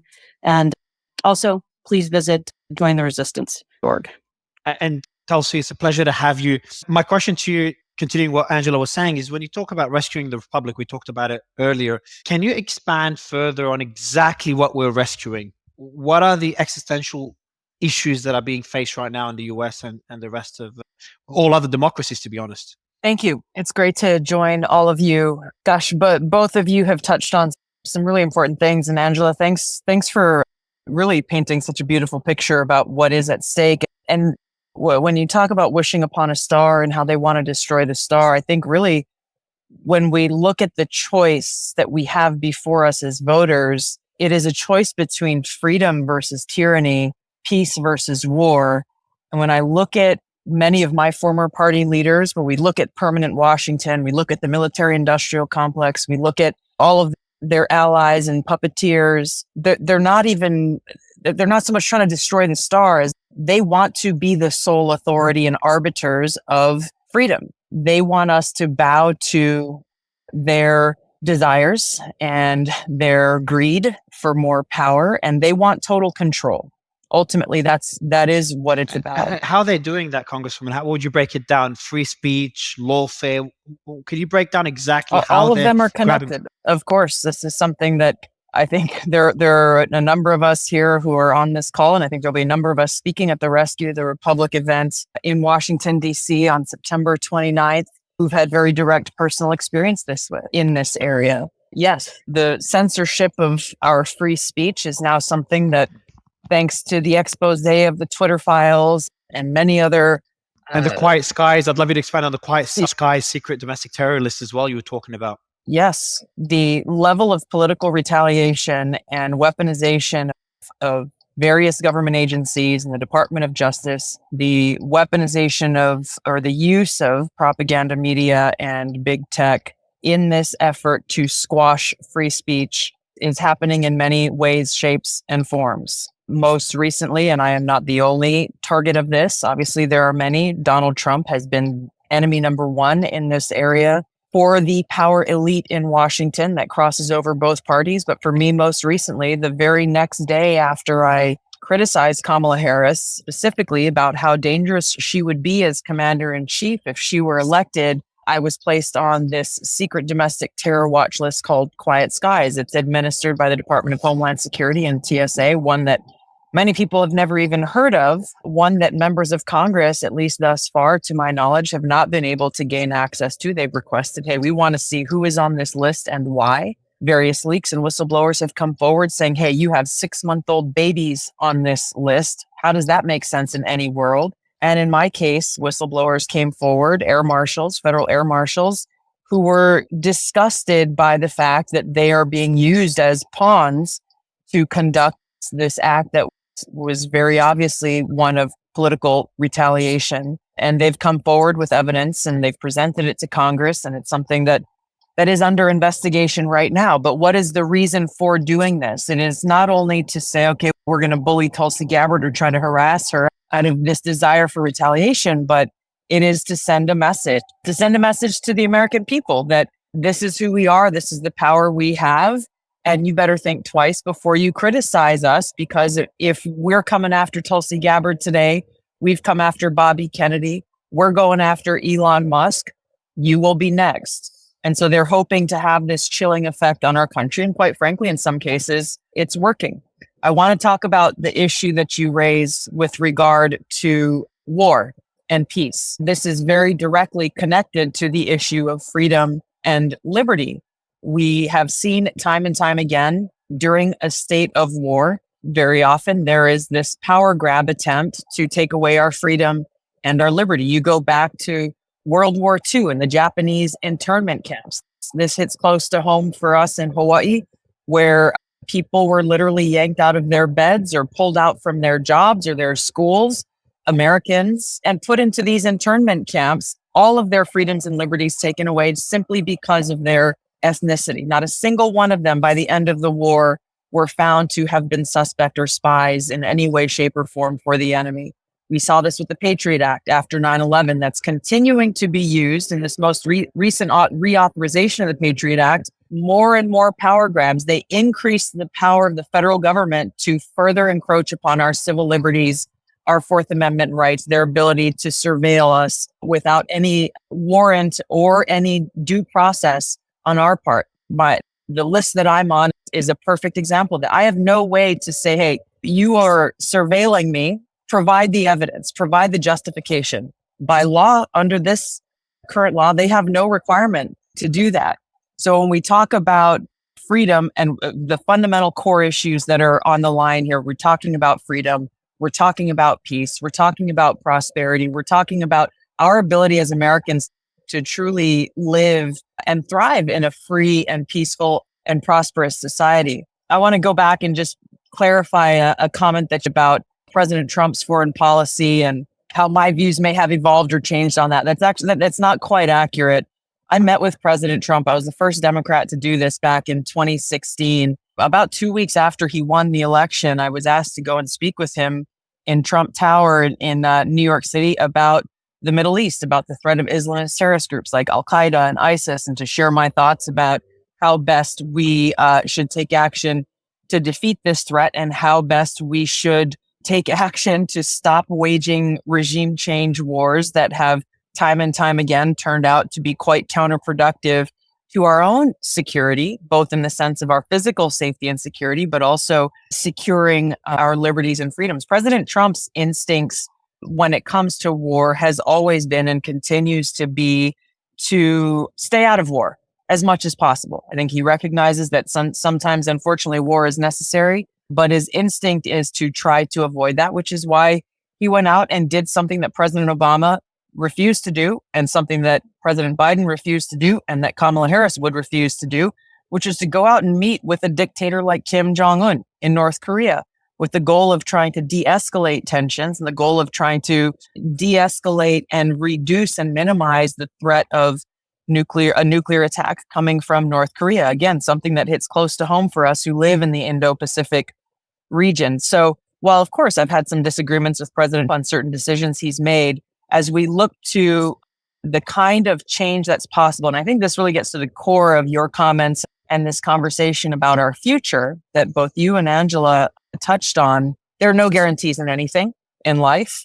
But in this election, there is a very clear choice. And I endorsed President, and I will do all that I can to help him get elected, because in this election, he is our best hope to bring about this change, to root out the corruption that exists within our government, and to truly defend our freedom against those who are constantly assaulting it and trying to take that freedom away, and to walk us back from the brink of the many wars that we are embroiled in currently because of the Harris-Biden administration, walk us back from the brink of the likelihood of World War III and nuclear Armageddon, which is where we sit today, now closer to the prospect of nuclear war than we ever have been before in history, according to the Bulletin of Atomic Scientists. It takes more than one person to do this. It's going to take all of us as Americans making sure that we lift our voices about how essential these things are to us as Americans, regardless of political party or persuasion or how we may agree or disagree on other issues. Fundamentally, if we do not have the freedom to criticize our own government without fear of political retaliation, if we don't have the freedom to have debates about different issues in the public square, whether that be in person or a virtual public square like this, then nothing else matters. If we find ourselves in a state of nuclear war and nuclear Armageddon, we will have no life. We will have no environment to protect. We will have no freedom. We will face the annihilation of humanity. Again, looking at the core and fundamental issues where we all should be able to agree upon, which of, again, the promise that our founders, the hope that our founders had for us, that we do have the right to life, liberty, and the pursuit of happiness. That's a very practical application. That's not a lofty dream. There's a practical application that exists behind those words. And in this election, uniquely, we've got an opportunity to get back on track as we strive towards those goals. Congressman, I've just got a question.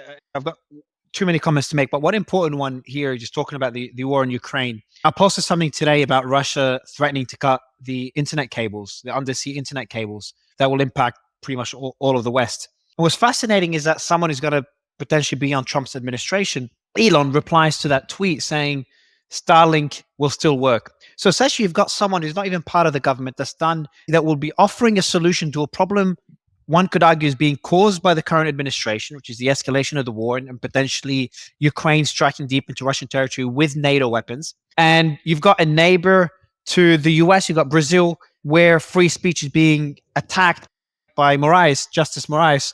And the person that stood up to this is not the Biden administration, Elon, fighting those censorship requests with X and Starlink, offering everyone internet.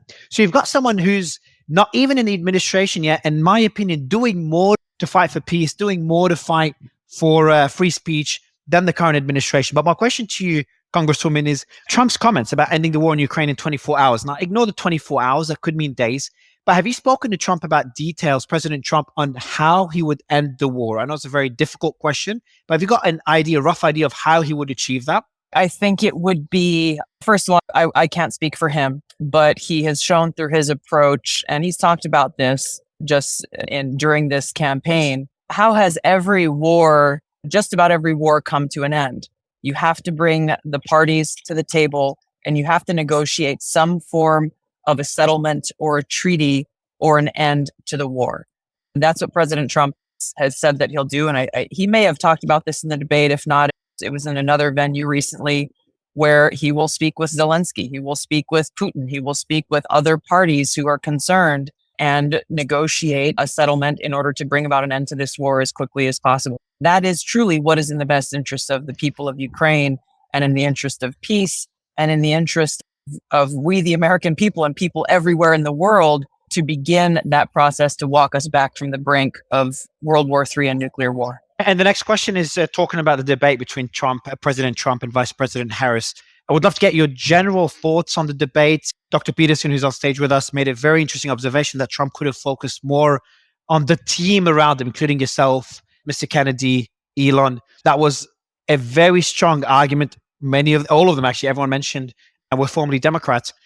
Would love to get your thoughts on how the debate went and how big of an impact do you think it will have on the election? First of all, these debates, when you talk about impact, having been on that stage a number of times, it's become just political theater and a game that's created by the propaganda media for their ratings. And it's been something that it takes a presidential election, which is a very serious thing for us as voters to decide who we. It just chopped out. And I do want to go to Bret in the meantime.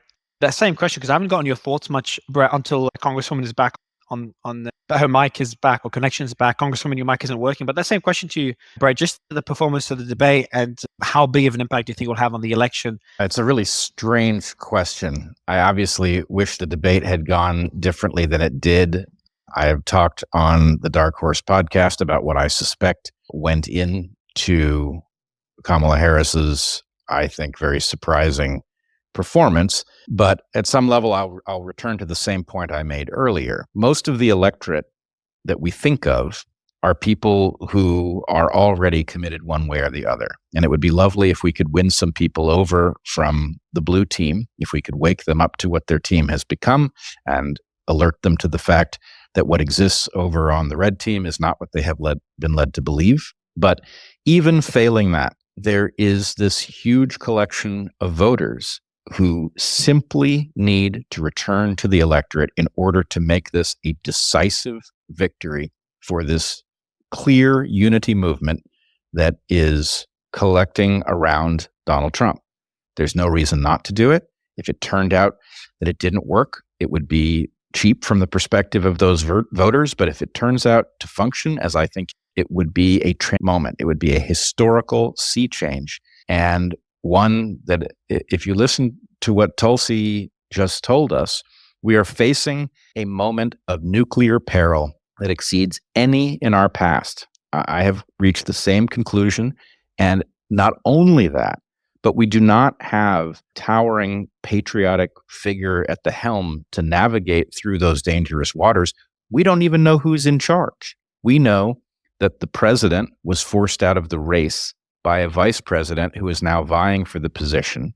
She threatened the president with the 25th Amendment and then did not invoke it in order to protect the republic from a president who is no longer capable of managing the responsibilities of the office. How much clearer does it have to be that the blue team is not serious about governance? They are serious about gaining power and maintaining it. And we have a patriotic obligation to drive them from office.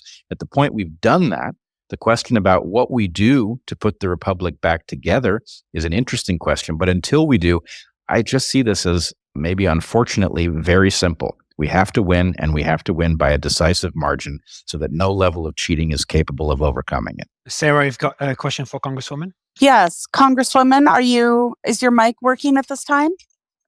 Just bottom left corner, Congresswoman, you can unmute it. I think a question I'm fascinated by, I know you've answered it, Congresswoman, is why did you leave the Democratic Party? And how would you compare the Democratic Party today to the Democratic Party you supported previously? But let's see if Congresswoman's mic is working. Until your mic is working, Congresswoman, it's bottom left corner. If it doesn't work, you can drop down and bring you back up. Dr. Peterson, I know David's got a question for you. David, go ahead. Oh, yeah. wow. It was. Oh, you're there, Congresswoman. You're there. Can you hear me? Hi, can you hear me? Yes, Sarah, you've got a question for Congresswoman? Sorry, guys. Yes. I've been talking for the last 5 minutes and I didn't realize I was on mute. That's my fault. What did we miss? What did we miss? What did we miss, Congresswoman? I What feel did we silly miss? now. What did we miss though? Essentially, I'll sum it up. I'll sum it up as to say Kamala Harris, the Washington elite, the propaganda media create these debates as political theater with a false premise for the American people that we should somehow believe when a candidate wins a debate that automatically qualifies them to be president. That's what they want us to believe, which is pretty insulting to us as voters. And when you look at how Kamala Harris prepared, she rehearsed her scripted lines very well. The whole thing, ABC, the moderators, they did their part to try to help create this scenario where Kamala Harris would win this debate, would get her headlines. And the thing that I think is very telling is that voters are not as stupid as they think they are, because even as the quick polls that came out in the wake of the debate showed that even voters who felt Kamala Harris won the debate, it did not translate into a correlation to voters now being convinced that they would vote for her. In fact, President Trump is leading in every single battleground state in the country, according to the most recent polls. There's hope in this election, and this is where it's not just a call to action in what we're trying to do, but really to all of us as Americans, is to remind voters about the obvious choice. This is not about Democrats versus Republicans, and this kind of goes to your point, Mario, and Jordan's point earlier, that this is not the binary choice between which team are you on and team loyalty. It's about our country. It's about the American people. It's about the choice between freedom, peace, and prosperity, or tyranny, war, and economic hardship. And the fact that President Trump has very independent-minded people around him, the support of people like myself and Bobby Kennedy and others, who we are not in lockstep on every issue. We have very different ideas on how we should tackle different problems. But none of that matters because we are coming together around the most important things in those issues that I've raised, and the need to bring about a government that actually upholds the Constitution and is centered around how do we best serve the interests of the American people in our country first. Contrast that with the other choice. Again, President Trump and Kamala Harris both have very clear records. You don't have to guess about what they will do as leaders, given they've both served in the White House in different roles over the last over two different 4-year terms. But again, on the issue of war and peace, you look at the fact that Kamala Harris and the Democrats are celebrating Dick Cheney's support and endorsement of Kamala Harris, Liz Cheney's support, Adam Kinzinger's support. What's the thing that they all have in common? These are the warmongers of Washington, Dick Cheney, of course, being the leader among them, and the architect of not only the wars in the Middle East that have destroyed the Middle East, but also these wars that we're seeing around the world through his decades and decades of time in politics in Washington. And so it's a clear choice. We have the opportunity to bring about historic change in this election, not for one party or another party or one person or another person, but for us, for the people. And I sincerely hope that we're able to get this message to voters and we make this happen. Sarah? Thank you so much. Congresswoman Gabbard, my question to you is, since leaving the Democratic Party, what fundamental changes would the Democrats have to make within their party for you to ever consider coming back, if ever? That's a good question that I haven't spent a lot of time thinking about, primarily because I tried for years to bring about the kind of change that I think would be necessary, that I know was necessary and continues to be necessary in the Democratic Party, and was confronted with not only a lack of interest in bringing about change that would make it so that today's Democrat Party is more like the party of JFK, is more like the party of Martin Luther King Jr., the party that I joined over 20 years ago. So what are those things, Sarah? Specifically, it is a party that once again stands up for free speech and is willing to not only welcome people with different views and ideas, but stand up and defend the right to free speech for those who may have very different ideas. The Democratic Party is not only not willing to do that, they are doing the exact opposite. You can see how, and this really makes me sad, how there are some of my former colleagues in the Democratic Party who, even when I was there, would join me in standing up on the issues related to peace and civil liberties, who largely are now completely conforming to the warmongering elite who are leading the Democratic Party of today, who don't care about peace and who don't care about civil liberties and are willing to sacrifice those things in their pursuit of power. There's a whole list of things.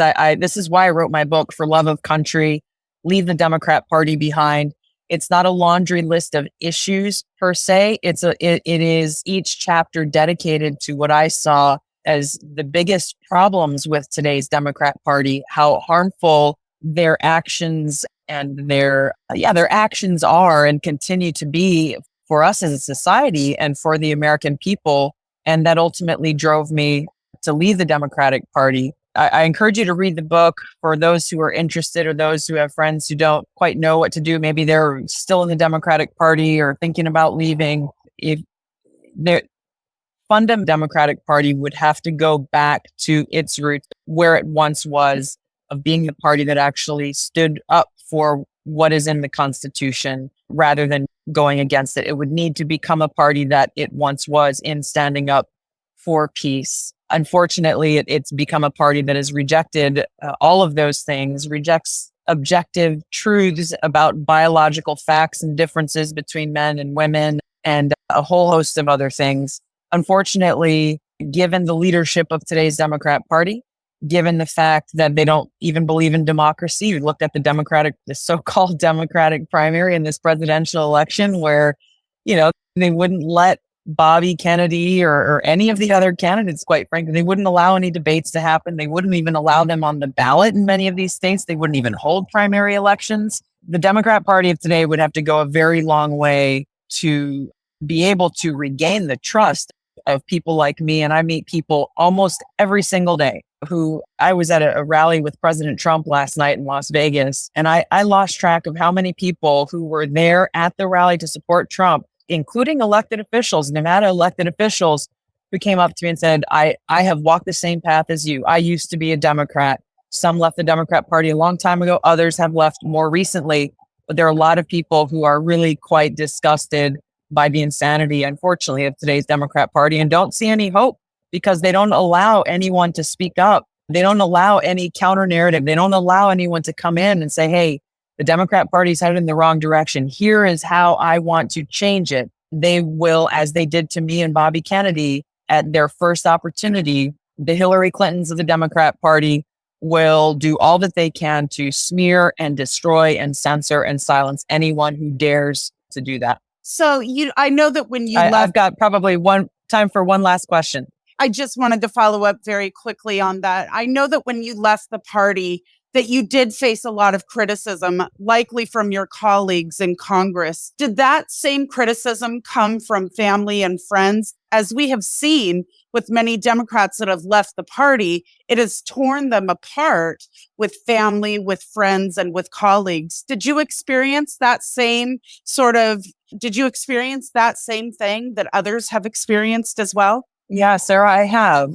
And it's really quite sad that this is the state of, I was going to say the state of politics, but it's really not that broad. It is largely what I experienced coming from people in the Democratic Party and people who are bought into what the Democrat Party is selling today, where people who I had disagreements with, for example, friends of mine, family members of mine about different policies who are also fellow Democrats at the time, we could have those conversations and share our thoughts and views and how they differed and why we disagreed. And then we could go out and have dinner, or we could continue to have a conversation, or we could maintain that respect and care and friendship, or for me, in the case of some friends and family members, that love for each other, even though we disagreed, because we knew that our intent came from a place of actually caring for others, caring for the people, caring for our country. And unfortunately, that has just completely changed. And the first time that I experienced it was actually not when I left the Democratic Party, but it was in 2016 when I went and met with President Trump. And I did not expect to get the kind of response that I got from some family members, from some close friends, from some of my former colleagues, where quite literally, in the time that it took me to walk from Trump Tower after meeting with him, where we had a great, very substantive foreign policy conversation for about an hour, just he and I was sitting across the desk from him in his office. From the time it took me to walk from Trump Tower to get to my hotel room, less than 5 minutes, my phone was blowing up with hate mail and hate messages from people who, quite frankly, it surprised me to hear from. And the central thread that seemed to be consistent through many of these attacks and very emotional messages that I got that were angry and hateful and hurtful was, how dare you meet with Donald Trump? How dare you humanize him? And that's what really struck me about a lot of things, how dangerous that mindset is, and how people could, for me, when I was asked to go and meet with him, I said, of course, I'm going to take the opportunity to meet with this person who was just elected by the American people and who would very soon be our president and commander in chief. It would be a dereliction of duty on my part, both as a member of Congress, as a soldier, as a citizen of this country, if I were asked to meet with any president, any person who had just been elected. Of course, I'm going to take the opportunity to share my thoughts and views about the issues that are most concerning to me. And the fact that people who were close to me at that time, or people who I worked with, or people who knew like why I ran for Congress in the first place, which is largely because of my experiences and seeing and experiencing firsthand the cost of war and how important these decisions are that are being made by the leaders of our country, foremost among them our president, commander in chief. All of that they were blind or somehow had amnesia to all of that, and instead were in full attack mode. And yes, there were some family members of mine who stopped talking to me, and friends who cut off friendships, all because I met with Donald Trump. Wow. And this is unfortunate. It's very sad, but this is what the Democrat Party of today has become. The party that to me used to be rooted in some very important principles and values. All of that's gone out the window now because they see Donald Trump as the greatest threat to their power, because he doesn't kiss the ring of the Washington establishment and he doesn't play their game. All of this comes back to this. Again, we face serious challenges, more so than in any other election I've experienced in my life. But I am an optimist and I am hopeful. And so with these greatest challenges comes the greatest opportunity, perhaps the most historic one, to really bring together people who love our country and the American people, and who are willing to fight in the trenches of politics and Washington in order to completely change the deep state, the military industrial complex, the healthcare industrial complex across the board. We really have a great opportunity. This is our best opportunity, and President Trump is our best hope to do that in this election. Thank you all for your time. I've got to jump. I'm going to see Bobby Kennedy here in a few minutes at the first event we are doing in a Reclaim America tour. We are in Glendale, Arizona. We'll be in Las Vegas next Saturday, and I believe Charlotte, North Carolina the last Saturday of September. More dates to come in October. We're going to be doing a lot of events together. We'll be doing a lot of events separately, but stay tuned. Would love to see you all. And I'm very much looking forward to the Rescue the Republic event in Washington, D.C. I hope everyone comes out and joins us there. Thank you to Angela and all of the organizers who are Bret. Thank you for taking this on and for your leadership in bringing together all Americans who cherish peace and freedom and who love our country. Thanks, everybody. Thank you, Thank you, Tulsi. Tulsi. We'll see you in Washington. Brad, I'll give you the mic just quickly for the audience. We have Hello. more special guests that are coming in. Kyle, I see your hand up as well, Kyle. More special guests coming in as well. Zach will try to jump in. I'm not sure what the latest update is there, but we have more special guests on this historic space. Brett, go ahead. I just wanted to follow on to what Tulsi Gabbard said. This really is a extremely broad coalition. I know Angela has worked hard with President Trump, and he has agreed to put a libertarian in his cabinet. So that tells you something also about the number of different factions and ideologies that are represented in this large coalition. And I guess I would just advise that people start with a fresh sheet of paper. If you think you've seen this movie before, I don't think so. I think this is a brand new political opportunity. And if you're sick and tired of living in a nightmare, adds new chapters every day where something else is out of control, some other institution is telling you lies, wouldn't you prefer to live in a movie where you don't know which member of the dream team is going to deliver some new insight or plan or approach to addressing these critical problems of Western civilization? I know that I can imagine living in that world, and I also know that it could be as close to us as January. So I really hope people will see that this is not just another version of failure. This is a real opportunity. And the only thing it depends on is whether you motivate and you can get other people to see the opportunity and for them to motivate. It's really within our grasp. Thank you for that. Sorry. Sorry, Go ahead, Angela. Angela. I think David had a question as well. Go ahead, Angela. I just want to encourage people, if you want to see our full lineup, to go to jointheresistance.org, where you can read all about the pillars, see all the other awesome speakers who we hope will come to one of Mario's spaces again before our event. And also, please give. It cost a ton to put together this event. Bret is modest. He has worked his butt off to help us make this happen. And we are on the phones nonstop, getting people to donate and help us. So please support us. And thank you guys again for hosting us and giving us such an incredible boost. It's a pleasure, Angela. David? Yeah, I wanted to ask Dr. Peterson a question. And we've heard a lot from a lot of different voices. And we've been hearing, in my mind, what I'm seeing is almost like a snowball. And I wanted to ask Congresswoman before she left, but it's still applicable. There was a lot of people upset about government overreach during COVID, about mask mandates and lockdowns. And there was a lot of people started going, wait a second, this is a little bit more government than I like. And it was a bipartisan sort of concern. Then going forward from COVID, we saw what a lot of people on the right would call an abuse of the Justice Department. Then we've seen censorship of speech, or at least the attempted censorship of speech. It seems like we're snowballing from what we thought was bad with COVID to where we are now. Dr. Peterson, I'm wondering, is this going to continue, or is it my perception? But does it seem like it's getting worse? I think whatever, it's getting faster, maybe, rather than worse. The dynamic that we're seeing isn't new. There have been victimizer narratives since the beginning of time. And when everybody gets bitter and resentful about the successful, which is something, for example, underlying the flourishing of anti-Semitism now, when everybody gets bitter and resentful about the successful and capitalize on that narrative, then that's the pathway to perdition. And it has been since the beginning of time. I think part of the reason it's intensifying right now is because of the rate of the battle is intensifying because our technological ability has transformed so dramatically. And so things that would happen over 10 years now happen in 6 months. And in 5 years, it'll be happening in 3 months. And we're not exactly prepared for that. We don't have the governance structures in place yet to deal with it. So I'm not as pessimistic as I indicated earlier as I might be, because I've seen changes. Even the tenor of conversation that's occurring within this space, for example, is something that's unprecedented and that wouldn't have occurred a couple of years ago.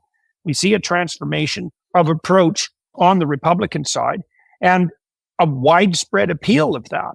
And I see similar things happening all across the Western world. So the situation is by no means hopeless. We're seeing this battle that we're seeing, though, as I said earlier, it shouldn't be construed precisely in political terms. It's not exactly right versus left. It's capture of the communication networks by the psychopathic manipulators. And I think at the moment, they're much more effective in manipulating the left. We've certainly seen that manifested in the outbreak of these insane campus protests that were so egregiously pathological that the leader of Iran himself congratulated the American universities on their participation in the co-opting. Battle's not over yet. There are a lot of good things in front of us. Remember, we've lifted a substantial proportion of the world out of poverty in the last 20 years. Well, that's a major accomplishment. And everywhere around the world, signs of industrialization and a movement towards a much, much higher standard of living. We can educate people at a scale that was never before possible. There's a lot of reasons to be positive. That isn't to say that this is a crucial election, but the situation is by no means cut and dried, and I think it's actually better in some ways than it was 2 years ago. Dr. Peterson, what are your thoughts on something that concerns me a lot is the breakdown of trust in the systems that allow our democracy to function. That one is something that alarms me. And that goes on both sides of the aisle. Oh, yeah, no, that's a terrible thing, because after lengthy consideration with regard to exactly that issue, I've more or less concluded that the only genuine natural resource is trust. Societies where people trust one another are rich. Japan's a good example. Japan is natural resource free, but it's a very high trust society. It's a very civilized place. And by civilized, I mean in this non-relativistic manner, is that you can trust that people aren't going to steal from you, for example, and generally that they're going to keep their word in any given negotiation. And that means that simplifies the transactions between people immensely and reduces their cost, reduces the risk to the point where true cooperation is possible. And I think that human beings are perfectly capable of making even the most unproductive desert bloom if they can cooperate. Now, what's breaking down trust? For me, the reason that trust is breaking down is because the underlying nature of Western civilization has been under such a protracted assault that we're uncertain about our fundamental axioms. So I think that's what's happening is not even so much a culture war as something like a religious war. And the dimensions of that are not, I've been trying to write about that. I have a new book coming out in November that deals with that specifically, trying to drill down into the culture war to find out what the underlying, what's the underlying dynamic. And I made some reference to that earlier. The victim-victimizer narrative, which is as old as the story of Cain and Abel, plays a role. And that the psychopathic manipulators, as I said, already capitalize on that. And so when they get the upper hand in the communication sphere, which is a technological problem now, that makes everything radically unstable in exactly the way that it has become. But I think this is a problem that we can solve. For all the bad things that are confronting us, not least because of our technological transformations, there are unbelievable opportunities that are resting at our fingertips. Immense transformations in computational power.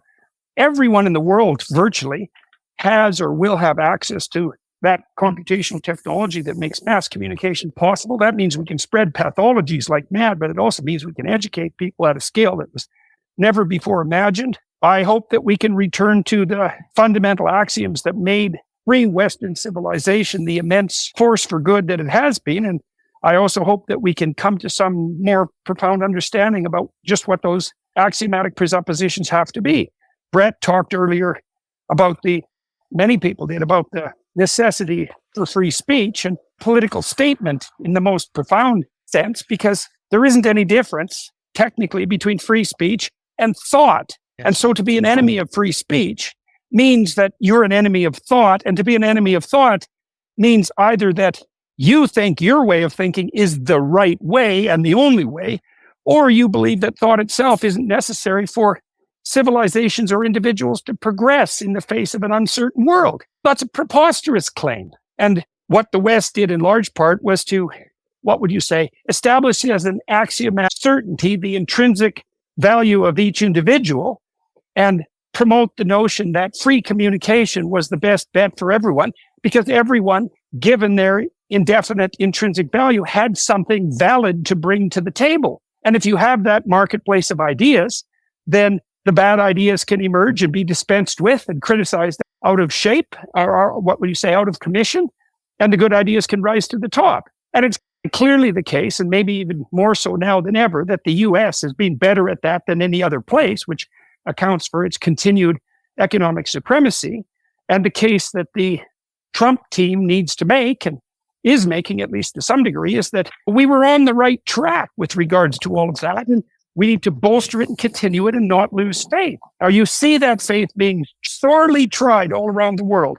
Australia, Europe, the UK, particularly, you see it faltering in Canada. That doesn't mean that the battle's over by any stretch of the imagination, or that we were wrong in our initial supposition. Now, the universities have been a very destructive force in that regard with their idiot postmodernism and their turn towards a kind of neo-Marxism. But I think that's also starting to sort itself out in the intellectual realm too, is that we started to technically understand exactly what the postmodernists got right and what they got wrong and how that might be rectified. And I see that the information that pertains to that philosophical sorting out also starting to become disseminated in a manner that's not only broad, but that's quite heartening to people.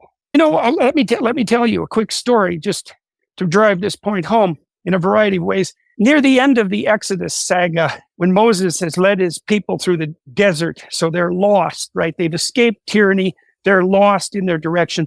They're moving towards something better. They've almost attained their goal. And Moses sends out scouts into the future, so into Canaan itself, to determine the possibility of Israelite success in this new land. And the scouts are basically in two teams, and one team comes back and says, "Oh my God, it's hopeless. The future is populated by giants. The land of Canaan will never defeat them. They're completely beyond us. The entire desert enterprise was a waste of time. The leaders who brought us here were corrupt and power mad. We should have stuck with the tyranny." And the other scouts come back and say, "Look, the future is a complicated place and there's going to be obstacles to overcome. But if we maintain our upward orientation and our covenant with the divine, if we speak words of truth and we trust each other, there's nothing that we can't manage, and the future is ours." And it's the faithful scouts of the future who lead the Israelites into the promised land. And on the renewal side, so let's speak about the Republican team, it's necessary for the faithful scouts of the future to maintain that courageous faith. It's another thing that Trump didn't do well in the debate. He didn't put forward this radically positive vision of possibility that he has at hand as a consequence of partnering with these remarkable people. Instead of savaging the Democrats, which they richly deserve, let's say, and which I can understand he would do because he's being demonized and attacked so viciously and badly, he could have outlined this shining city on the hill that his remarkable people have in fact built in their own lives and could realistically bring to a much larger segment of the world. And so Trump needs to concentrate on his team and to show what that formulation of that team means for his character. And he needs to elaborate out the kind of positive vision that Kennedy dreams of with regards to a much healthier population, or that Musk dreams of in relationship to a technologically sophisticated civilization that's efficient in its industrial acts and efficient and daring in its industrial actions. That's right there for the Trump team. He's got the pieces in place. And that way he could steal the thunder from the Harris team that are concentrating so shallowly, although somewhat positively, on joy. Some positive emotion would be nice, but maybe we could ally that to policies that actually exist and to a team that could actually deliver something approximating a positive future. And Trump has that. Bret, I saw you give it a thumbs up, and then we'll go to the handshake. I'll go to you first. I know you've got questions for Dr. Peterson and Bret as well. Bret, you've got any comments before we go to the handshake? Yeah. Yeah, go ahead, Bret. I sure do. The first thing to say is I agree completely with you, Jordan, that this is there for I don't want to say taking, but for the wielding of Donald Trump if he can see it. And maybe the point is that it is really up to us to make that plain so that he can see what is in front of him and use it to all of our advantage. I also want to echo the stark contrast between what is in fact an extremely bright future and some very dark possibilities if we don't succeed in the next, 50 days. And then the final thing I'll say is that the sense that you were talking about, maybe things aren't getting worse, but they're getting bad faster. Whichever it is, what I believe is going on as somebody who has spent his adult life thinking of and working on game theory is that we are in the end game. Whatever it is that is targeting our freedoms is making a break for it. And what that means is that either it's desperate or it only has a few pieces left to put into place. And it doesn't matter which of those possibilities it is or whether it's both of them. We have no choice but to repel that force at this point. And I guess I would say one more thing. I know I said that was the last. I am a secular-minded person. I've spent my career studying Darwinism and nature. When I hear that we are in a spiritual battle, it resonates with me very profoundly. And I'm sure I could retell that in some way that would defend it from the point of view of a secular materialist. But I think there's no point in it. Even somebody with as secular a mindset as mine knows that this is an existential spiritual battle, and that is the toolkit that we need to be wielding in order to find our courage and confront this at the force that will be necessary to win. Two things, and I'll be brief. Mr. Weinstein said earlier, we are gathering in defense. Ephesians says we wrestle not against flesh and blood, but against principalities, against powers, against the rulers of darkness of this world, against spiritual wickedness in high places. I agree with Dr. Peterson. This is an unprecedented conversation that needs to be heard and needs to be had. And there's something in the heart, and I know we're coming to the end of this conversation, but there's something that feels like we need to do better.